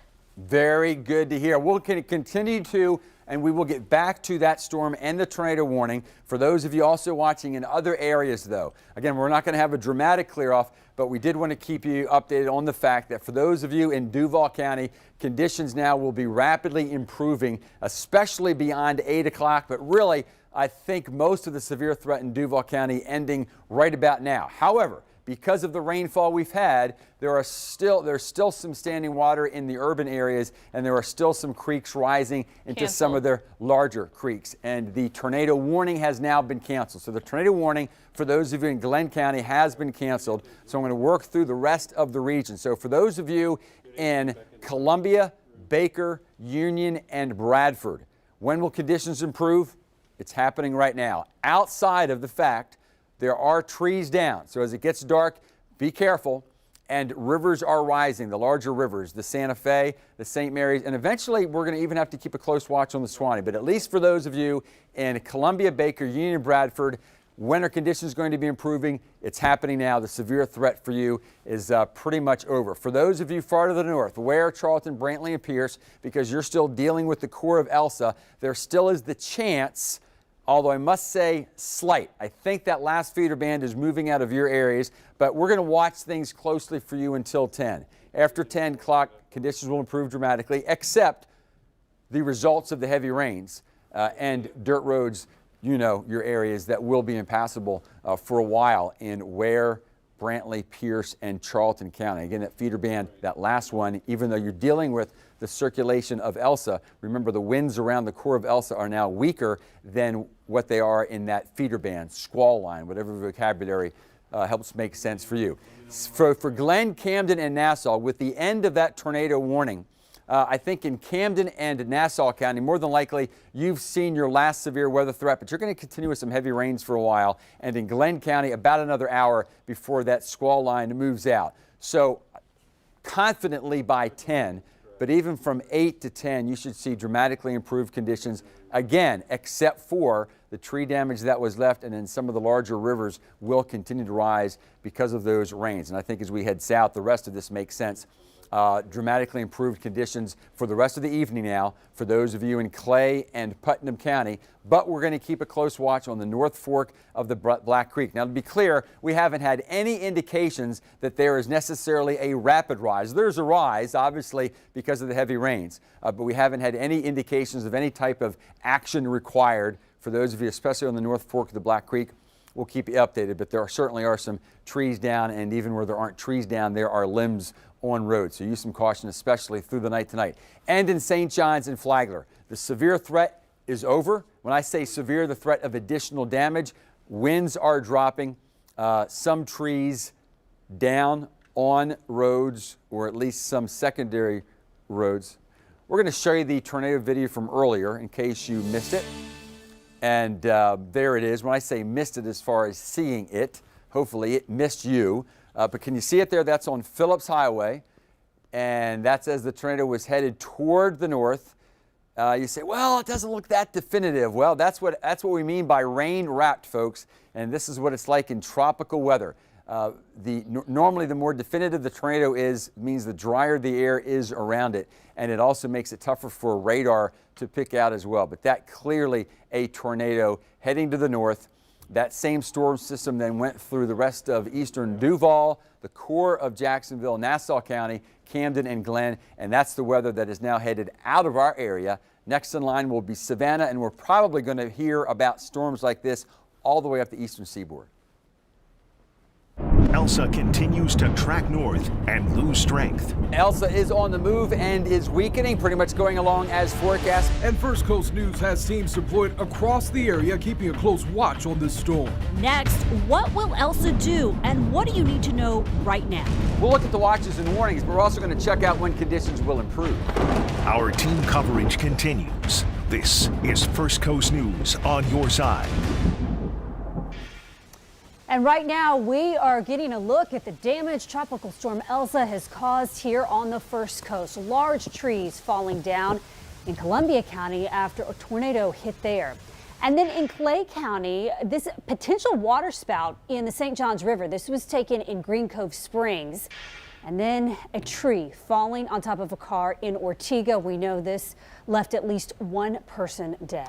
And we have team coverage across the First Coast tonight with the latest information on how the storm has impacted you or will impact you. And so we want to start with the breaking news. At least one person is dead after a tree fell on top of two cars. This happened this afternoon in Jacksonville's Ortega neighborhood. On Your Side's Haley Harrison is there live, and she joins us now with the very latest. Haley? Well, yeah, Heather, the Jacksonville Sheriff's Office just wrapped up a briefing about an hour ago. So we're learning more about this accident that's here off of intersection of Roosevelt Boulevard and Yacht Club Road. Now, the Sheriff's Office says a tree branch gave way from the storms and hit two vehicles traveling northbound. Now, it ripped off the roof of this Dodge Challenger and instantly killed the driver in his 20s, investigators say. The Toyota Highlander involved was driven by a 40-year-old who came from the scene and was not injured. Now, crews will continue blocking off the northbound lanes, at least for the next couple of hours, as crews work to remove the cars and the trees that they took down. Now, here's what the investigators had to say about this tragic accident.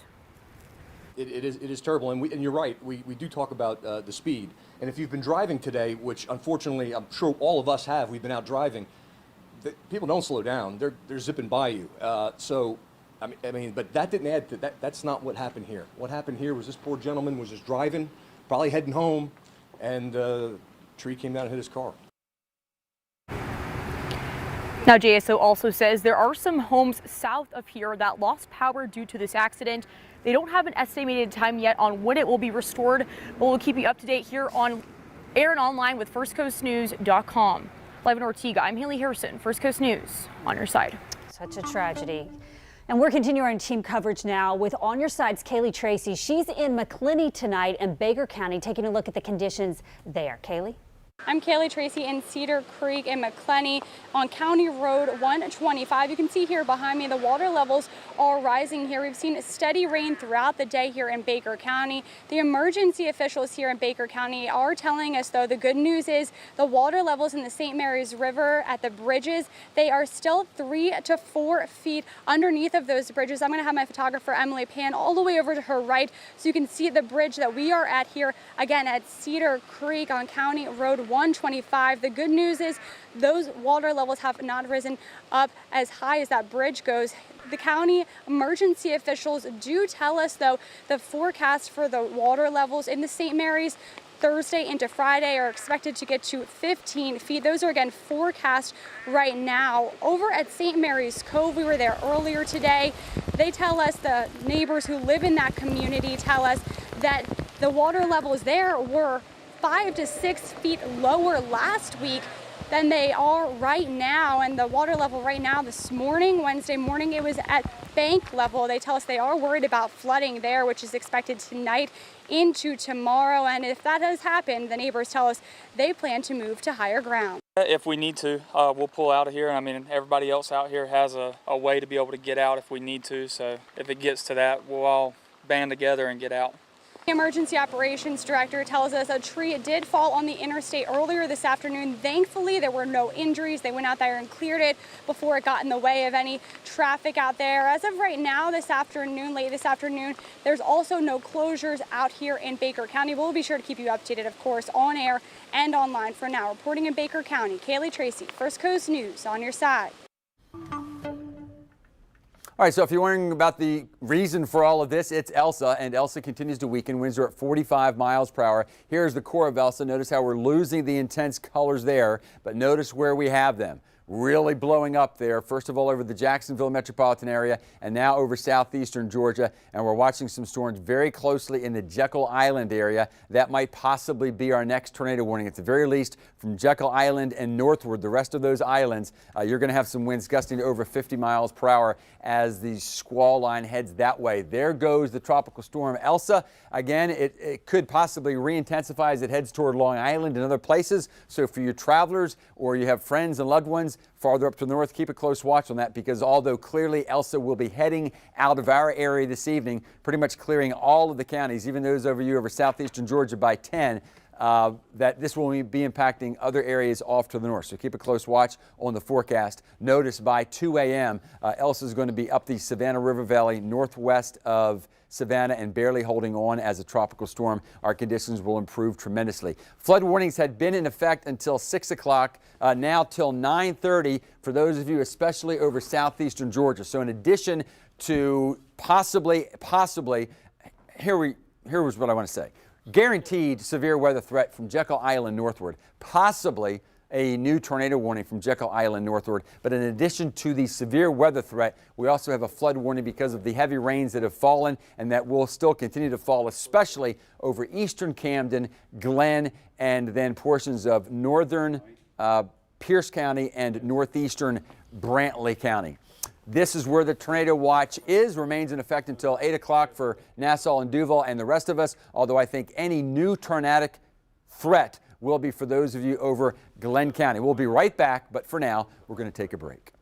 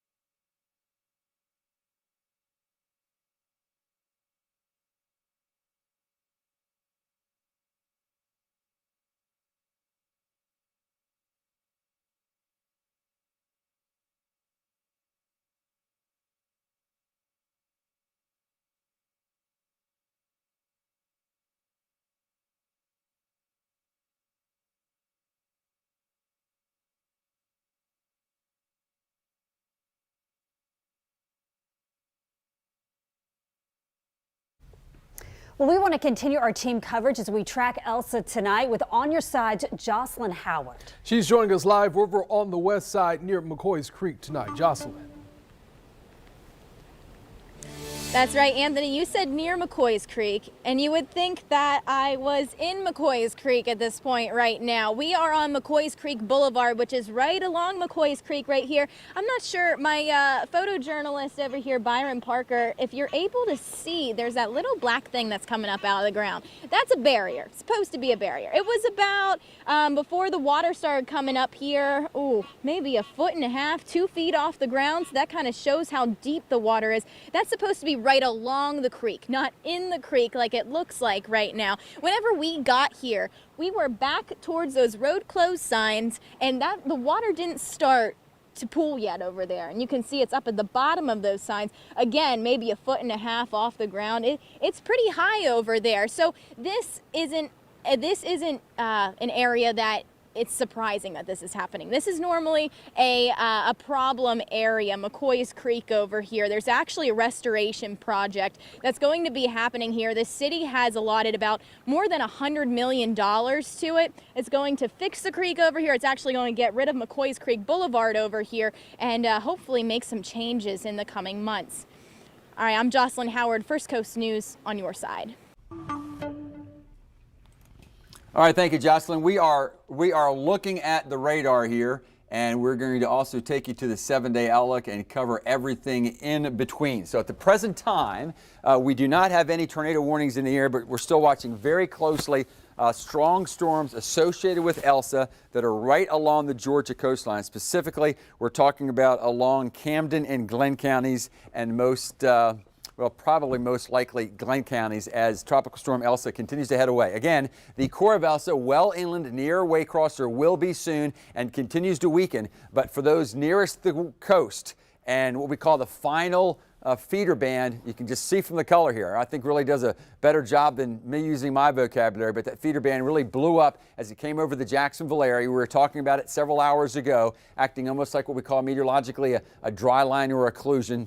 Call it what you want. That's what we're watching, and that's where any additional storms will be. That is for those of you in Camden and Glenn, but especially Glenn County for the next 30 minutes to maybe an hour. But this is on the move. That is Elsa. This is the 2 a.m. forecast, and all of the severe weather is pretty much just a beam of Elsa. And what I mean by that is draw Elsa to the coast, and from that point northeastward, that's where any severe weather at 2 o'clock in the morning will be. So that's going to be Savannah northeastward and clearly out of our area as far as any new weather. Now we have some had some flood warnings in effect. The flood warnings that go till 9:30 will remain for those of you in portions of Ware, Pierce, Brantley, portions of Charlton, Glenn, and Camden. But much of this now will be from the rains we had. Any new heavy additional rains primarily will be for those of you in Camden and Glenn counties for the next hour or so. The tornado watch now only includes Nassau and Duval County northeastward, but with a pretty good amount of confidence now we feel the tornadic threat has ended in Nassau and Duval. Follow the lightning. We do that because kind of takes some of the noise out, but you can see where the worst storms are, and this is primarily why we're watching Camden. But I think if there's going to be any new tornadic development or severe weather, just plain wind damage, it's going to be Glenn County, and then for those who are northeast or beyond or north of what we call the First Coast. So conditions improving over the next hour dramatically. The only concerns left here in Duval County, where we still have some flooded roads, as we saw from Jocelyn and others. We still have some creeks that are flooded, so keep that in mind. But as far as any new additional severe weather, pretty much ending in Duval, we'll say 8 o'clock just to be safe. For those of you that were right where Elsa came ashore and went through Columbia County, conditions are now improving. But again, the river's still rising and there are some trees down on some roads as we get dark. Use some caution. If you don't have to be out and about, maybe hold off until tomorrow. Now we go off to the northeast. I have gusts to 50. That really would only include far northeastern Brantley, or that is far northeastern Pierce and Brantley County. So conditions improving through 10, but I think we can just about take that out for those counties. We'll keep these winds in, especially for coastal Camden, and Glenn County, and primarily Glenn County. Otherwise, after 10 o'clock, conditions improving, and it could be even 9 o'clock for those of you in Glenn County as far as new severe weather. So you can imagine if you're farther off to the south, conditions improving. Still some showers, still could be a brief downpour, but as far as any additional severe weather threat, we've had it. It's over. But again, watch here. Also, trees down, maybe not as many, especially in Putnam County, not as many trees down, but use some caution out there. We're watching the Black Creek near Middleburg. It is rising. We don't necessarily see a dramatic fast rise. We'll keep you updated. St. John's and Flagler, still a few showers left, but the severe weather threat has come to an end. So there was, is, and there goes Elsa. I do want to go to the 7-day outlook to show you that we're going to have rapidly improving conditions in the 7-day. In fact, starting tomorrow, the Jumbo Shrimp will be playing ball, and they're going to celebrate the improving conditions with a doubleheader.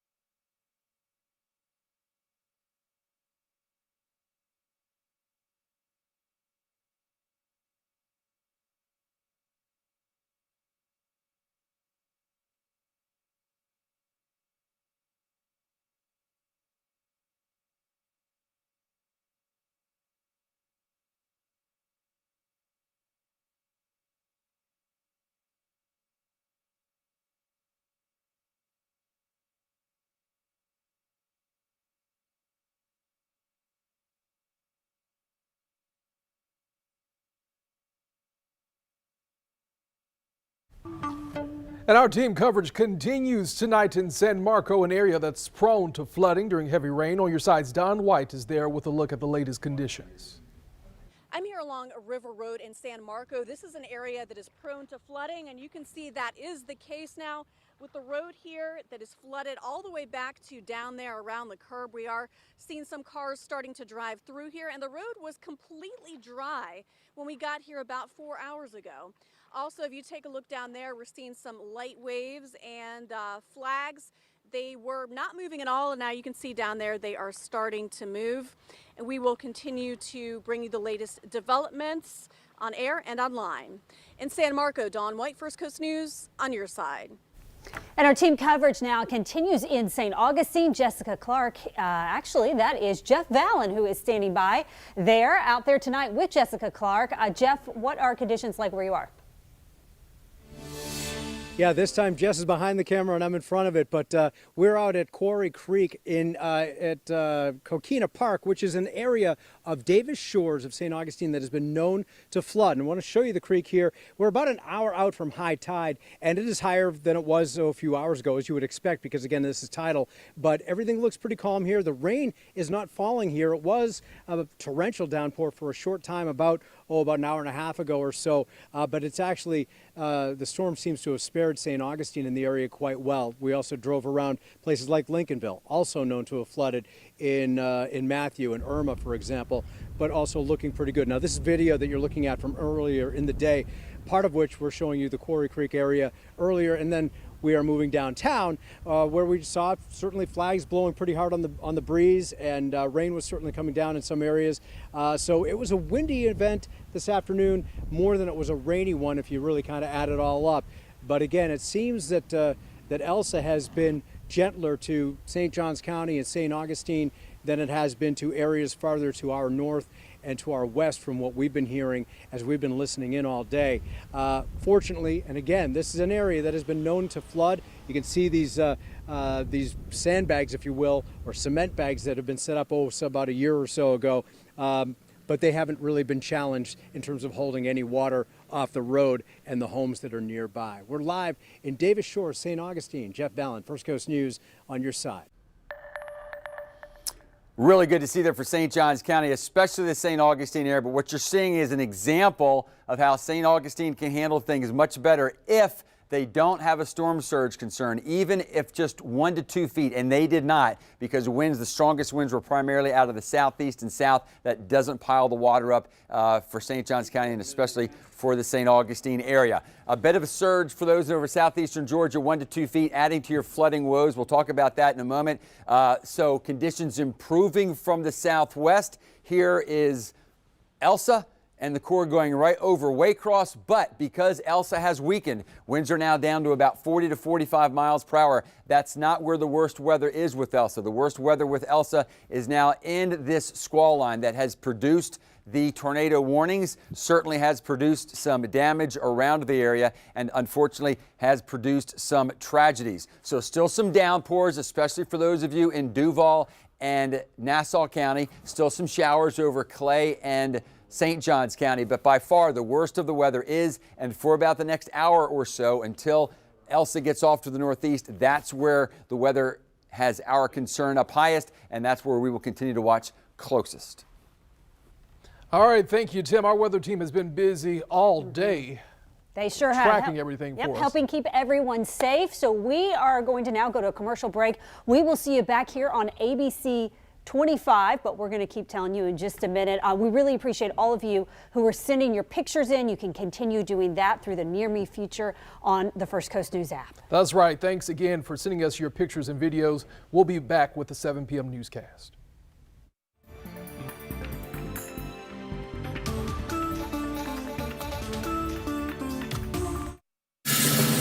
This is First Coast News on your side.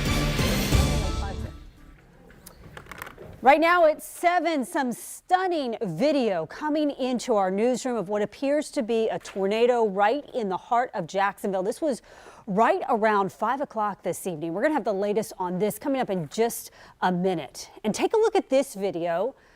You're about to see video, if we have it, of a water spout that was moving up the St. Johns River in Green Cove Springs. This was near the Shands Bridge earlier today. Good evening, everyone, and thank you for staying with us tonight. I'm Heather Crawford. We want to get right to Chief Meteorologist Tim Deegan with the latest on Elsa's track. Tim has been on air for hours today tracking this storm as it's brought all kinds of weather and some damage here to our first coast. Tim, where is this storm right now? All right, thanks, Heather. Yes, unfortunately, we have had some damage, and this is just a tropical storm, folks. But let's start with a little bit of bright news, and that is that Elsa continues on the move and will continue to. Unlike other tropical cyclones that maybe you have experienced, this one is not hanging around. It's weakened significantly over the land areas. So, for instance, those of you in Waycross, yes, the core is going right over you, but don't worry. If nothing else, even if you don't care about the numbers, follow the colors. And look how much less dramatic the colors are here. This is the infrared satellite picture. The more dramatic the colors, the higher the cloud tops. The higher the cloud tops, the colder the cloud tops. And that just means the stronger the storms. Bam, there it is. So we showed you the water spout. We showed you the tornado. I'm not sure if we want to show you that again. So the satellite picture we showed you is looking on top of the storm that produced the water spout, is looking on top of the storm that produced, there it is, the tornado. You're looking, this is here on Phillips Highway as the tornado was working toward the north. The parent storm is connected to Elsa, and since we're to the right of Elsa, everything right now pretty much moving from the south toward the north, and that's what the tornado did. That tornado warning covered areas from, so again, there was the color. We have the timing of this over the last couple of hours. But again, so the water spout was indicated here, and then Fruit Cove, and then the tornado was actually visible right about there. And then also looks like it was quite apparent and possibly has caused some damage in southeastern Camden County. And then finally, the last tornado warning was over Glenn County. All right, so that's the satellite picture. We'll come back to radar in just a moment. I wanted to take all the noise out just to take a breath, and there it is, Tropical Storm Elsa. But I also want to point out, I talk about this a lot, and I'm not sure if it makes the point. And it's more significant when a storm is heading toward us. But remember, the cone shows us where the forecast is and where the forecast error is. And I like to show it now because notice where the cone is and notice where the worst of the weather is. All right, sometimes I think we get kind of caught up into thinking, oh, that's where the worst of the weather is. And sometimes it lines up, but it's really meant to just to show you the forecast, and that's why the farther out in time we go, the larger the cone is, because it just means the larger the error is because we're forecasting farther off into the future. Okay, enough of the future and the past. What about right now? Flood warnings remain in effect until 9:30, and that's for those of you in Camden, Glenn, Brantley, and Pierce counties.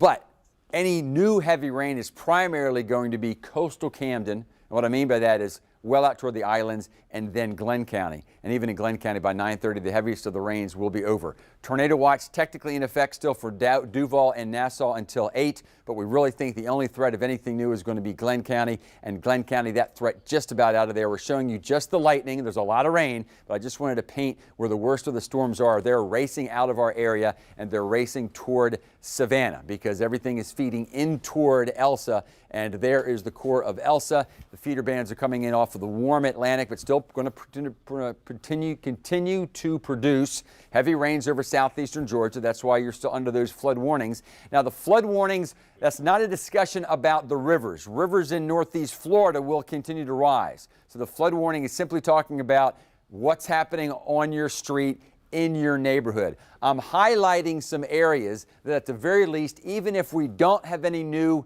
tornado warnings for those of you in Glenn County, I'm highlighting some areas where you're still going to continue with the threat of wind gusts over about 50 miles per hour and some heavy rains through about 7:50, so almost 8 o'clock, and then conditions will be improving. So we'll stay hyper-focused over coastal southeast Georgia, but in a bit we'll expand that picture for the rest of the first coast and beyond Elsa, because Elsa is headed out. All right, thanks so much, Tim. And sadly, this storm has proven deadly here on the first coast. A tree fell on top of 2 cars today in Ortega. We know at least 1 person inside was killed. This happened near Roosevelt Boulevard and Yacht Club Road. On your side's Haley Harrison is there with an update on this tragedy. Haley? Heather, you're right. We're here, like you said, off of Roosevelt Boulevard and Yacht Club Road, where, as you can see, the scene has partially cleared here, but the sheriff's office says a tree branch gave way from the storms around 3:30 and hit 2 vehicles traveling northbound on Roosevelt. Now, it ripped off the roof of a Dodge Challenger, which was just towed from the scene about 10 minutes ago. It instantly killed the driver in his 20s. Investigators say the Toyota Highlander involved, which you can see right there, was driven by a 40-year-old who came from the scene uninjured. Now, crews will continue blocking out these northbound lanes at least for the next, I don't know, about an hour as crews work to remove the cars and the tree that they took down. Now, here's now JSO also says there are homes south of here that lost power due to this accident. We don't have any more additional information on if that power has been restored or when it will be restored, but we'll be sure to give you the very latest here on air and online at firstcoastnews.com. Live in Ortega, I'm Haley Harrison, First Coast News, on your side. Haley, thank you. And we want to continue our team coverage now live with Jocelyn Howard, who's out at McCoy's Creek. I was just talking to Tim Jocelyn, and he told me the water there is still rising. What are you seeing right now? Yeah, exactly. And I was listening to Tim and I was watching as he was saying that water is rising, and I'm seeing this in front of me. That's exactly what's happening. So let's take a look right here. This barrier, it says erosion control. And this, I'm not a very tall person, but it's up here to my thighs. And I'm gonna point all the way back here where you can see the top of some of those pegs. That is where it looks like they're still standing straight up. So that can kind of give you a gauge of how high that water is all the way over there. And that is supposed to be on the edge of McCoy's Creek. Other than that, this all is supposed to be a grassy area. Now this right here is McCoy's Creek Boulevard where I'm standing. And this has been a problem area. This isn't something new. And the city has actually allotted more than $100 billion for a restoration project that is supposed to help this area restore the creek. It will include some parks and trails, and it will get rid of this road right here. So it definitely will be a big difference, especially for these poor residents who live up on the side over here. This one building that's closest to us, we were talking to the woman who lives here. She had a great attitude about it. She hates, of course, that it comes up here, but she said, "You came to visit me on my private island. How sweet of you." It gave us a good laugh, but it just shows they are very used to this over here, and they definitely hope that it can change. But as for the conditions here, just like Tim has said, we are seeing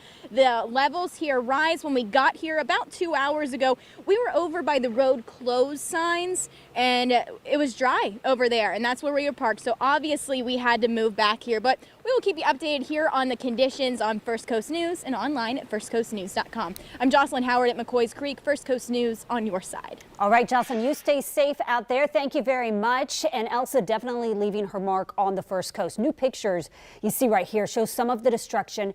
This is in Camden County. These pictures were posted to the First Coast News Weather Watchers Facebook page. Thank you, Jessica, for sharing them with us.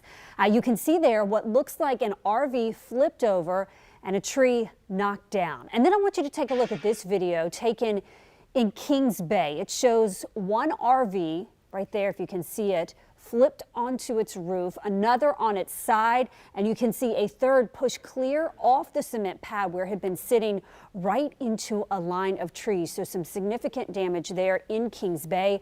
On your sides, Robert Bradfield's reaching out to the man who posted those videos, and he's going to have more in just a few minutes for us. And streets are already starting to collect water, as we've been showing you here in Jacksonville. These pictures are from the northwest side of the city. This is along the Ribault River, an area that is prone to flooding. And we're getting a new look tonight at the rain that came down earlier today in Baker County. Jessica Steiger shared this video with us. We want to thank all of you who are sending in your pictures and your videos. And you hear the rain there. This is in St. Augustine. This video showing the rain falling pretty hard. This was this morning. Pam Whittle took this video. She says she's on vacation at Ocean Gallery, and this is what she captured. Now, in Columbia County, the National Weather Service confirms that an EF0 tornado touched down south of Lake City this morning, bringing a tree down on top of a house. A mom and her 4 children were inside. Fortunately, though, no one was hurt. Looked like literally what you see off of a movie. It was scary. Shut the door and went back inside, got all the kids. I took them to the pantry because there was no windows in there. I didn't want the kids to get hurt, so that was my main concern. And a family in Columbia County, a different family, is asking for your help to find their missing dog. She disappeared where that tornado touched down today. This is Honey the pit bull. She's not been seen since the tornado hit, and her family tells us she's wearing a bright pink collar. You see it right there in this picture. If you've seen Honey the pit bull, please email us newstips@firstcoastnews.com, or you can reach out to our Renata De Gregorio, who's on Twitter @RenataFCNews. And we would love to see what's happening in your neighborhood. So if you can do so safely, please share your pictures and your videos of the storm damage, of the conditions where you are right now through our app. Just download the First Coast News app. Use the Near Me function. You'll see that on the bottom right-hand corner. If you don't have the app already, no problem. Text the word app, APP, to 904-633-2402. We'll send a link for you to download it right now. We're going to take a quick break. We'll have more of our storm coverage of Elsa when we come back.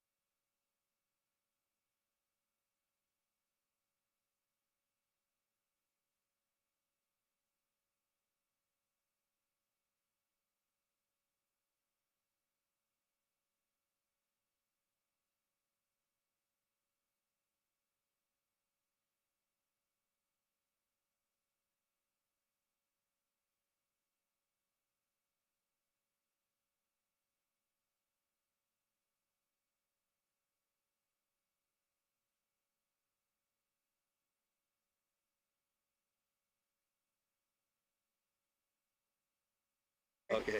Yeah. So right now we are tracking reports of damage across the First Coast after Elsa has made its way through the Jacksonville area. A tornado, we understand, touched down earlier. On your sides, Kaylee Tracy's live tonight on Jacksonville's south side with an update. Kaylee? Yeah, Heather, I'm at the Pine Brook Apartments. That is on Powers Avenue, and I have David Rothermill here with me. And you were inside your apartment when this all happened, so I'm just going to have you tell me, what did you witness and what did you hear? Well, it all started when I was watching the news, and Tim was saying there was a tornado watch, and he said it was off of Bay Meadows and Sunbeam. And I go, wow, that's kind of close. So we were kind of watching, and they had a little square, little thing showing where it could have hit.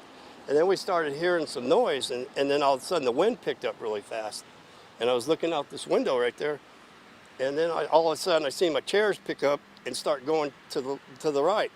And then all of a sudden they went to the left about 5 seconds later, and then everything started going to the left.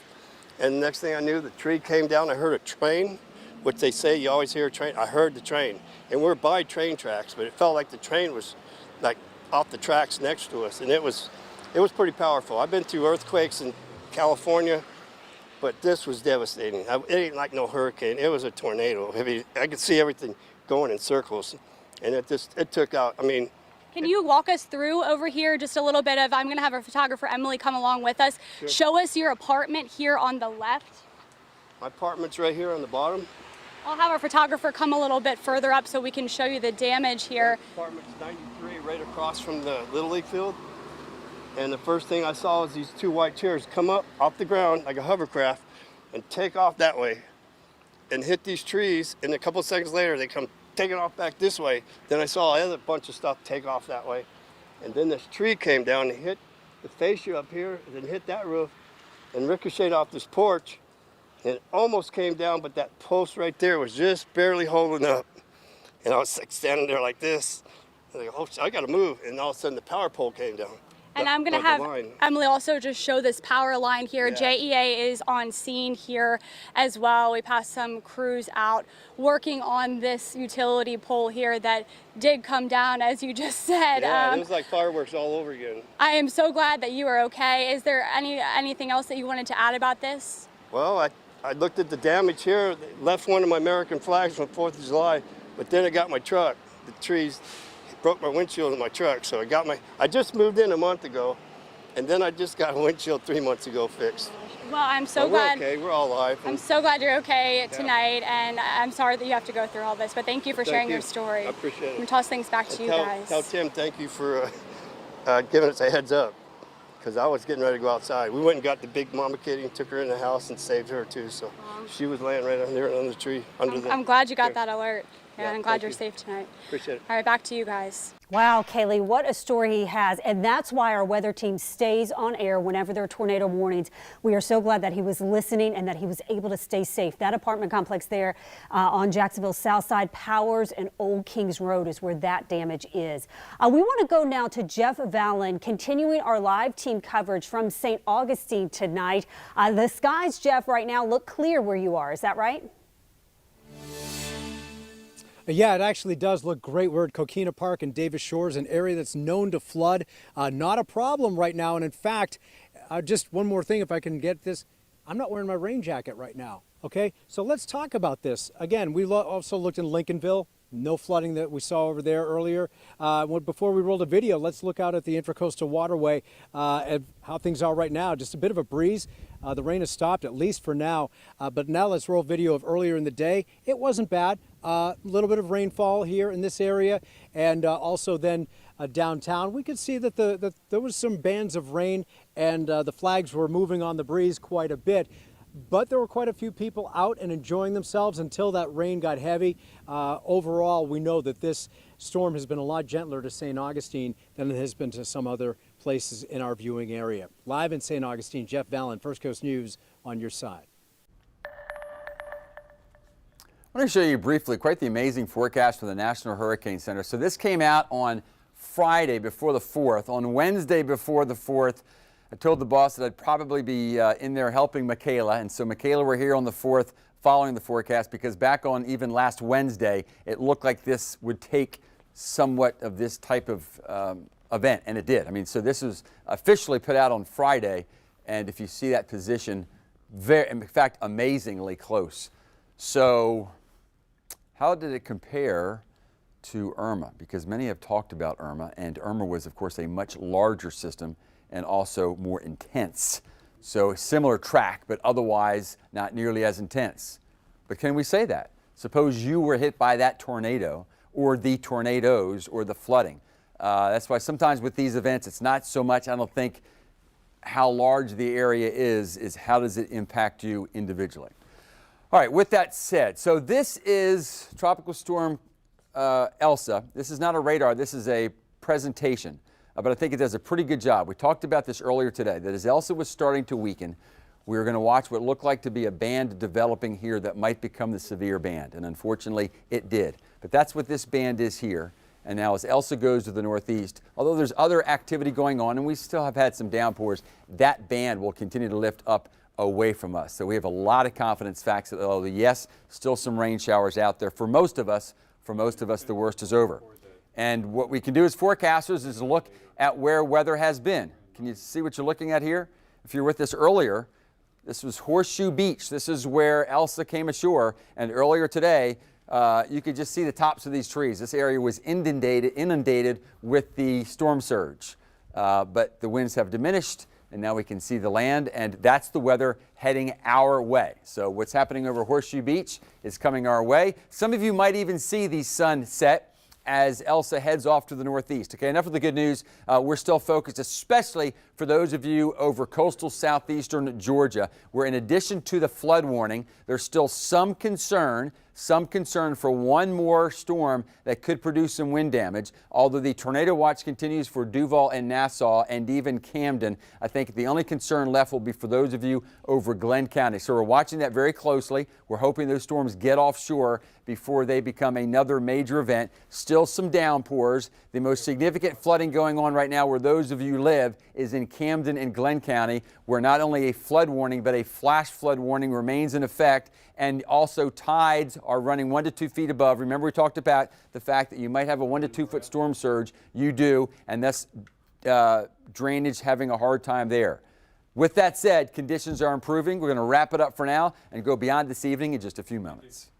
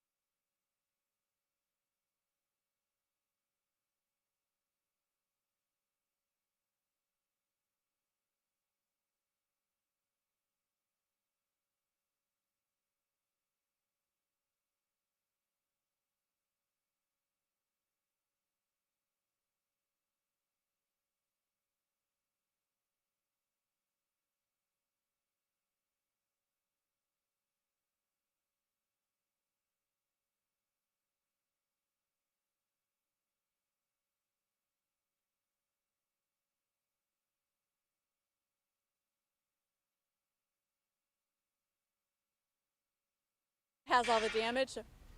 All right, you see Dawn White out there in Jacksonville. She's just north of Mandarin on Richard Street. Dawn, what are you seeing from your vantage point? Well, Heather, actually, I have moved now. I'm here along Old Kings Road South. This is in San Jose.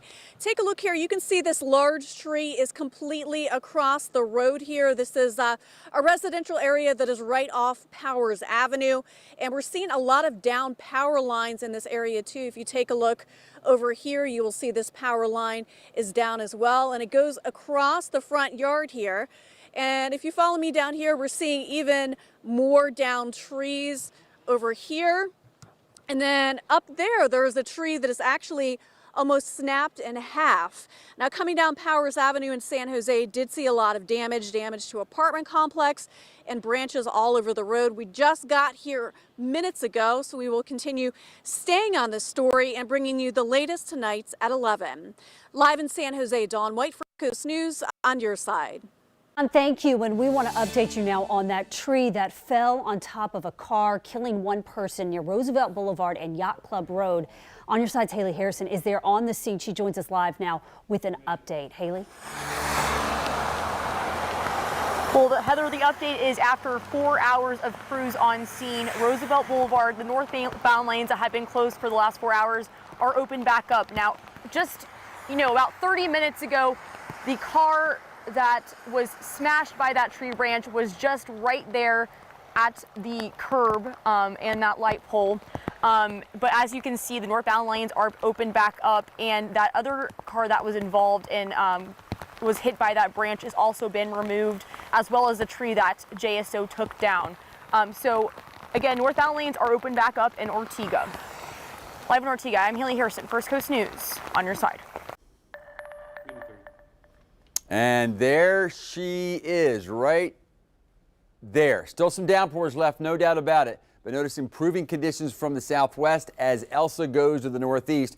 The highest concern is for what's left for those of you in Glenn County. Still some heavy rains for those of you in Nassau and Camden, and the core going over where. But if there's going to be any new damaging storms as far as wind is concerned, it's going to be over Glenn County, as this feeder band, which has been the primary damage maker really since about 2 or 3 this afternoon, continues to be where the storms are gathering their intensity as Elsa heads to the northeast. So we're keeping a very close watch on the storms. At the very least, certainly the heavy rains continue. So for those of you in Glenn County, all of Glenn County under a flood warning, but the worst of it's going on in and around Brunswick, but this includes out through the islands, and it's because you're getting the combination of the fact that tides are about 1 to 2 feet above normal and the heavy rains have continued, will for about another hour. So not only are many of the roads impassable here, for those that aren't, I would stay off them. So if you can stay off the roads there for the next couple of hours,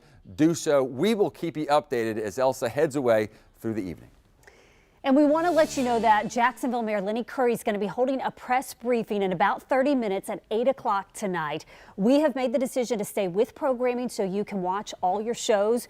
We will be streaming this press conference on the First Coast News app and on firstcoastnews.com. We'll have a recap during intermission of the Stanley Cup final on NBC 12. And we want to thank all of you who've been sharing your pictures and videos of the storm damage today. We would love for you to share them with us through the First Coast News app. It's very easy to do. Just look for the Near Me function on the bottom right-hand corner of our app. If you don't have the app, you can get it very easily. Text the word app, APP, to 904-633-2402.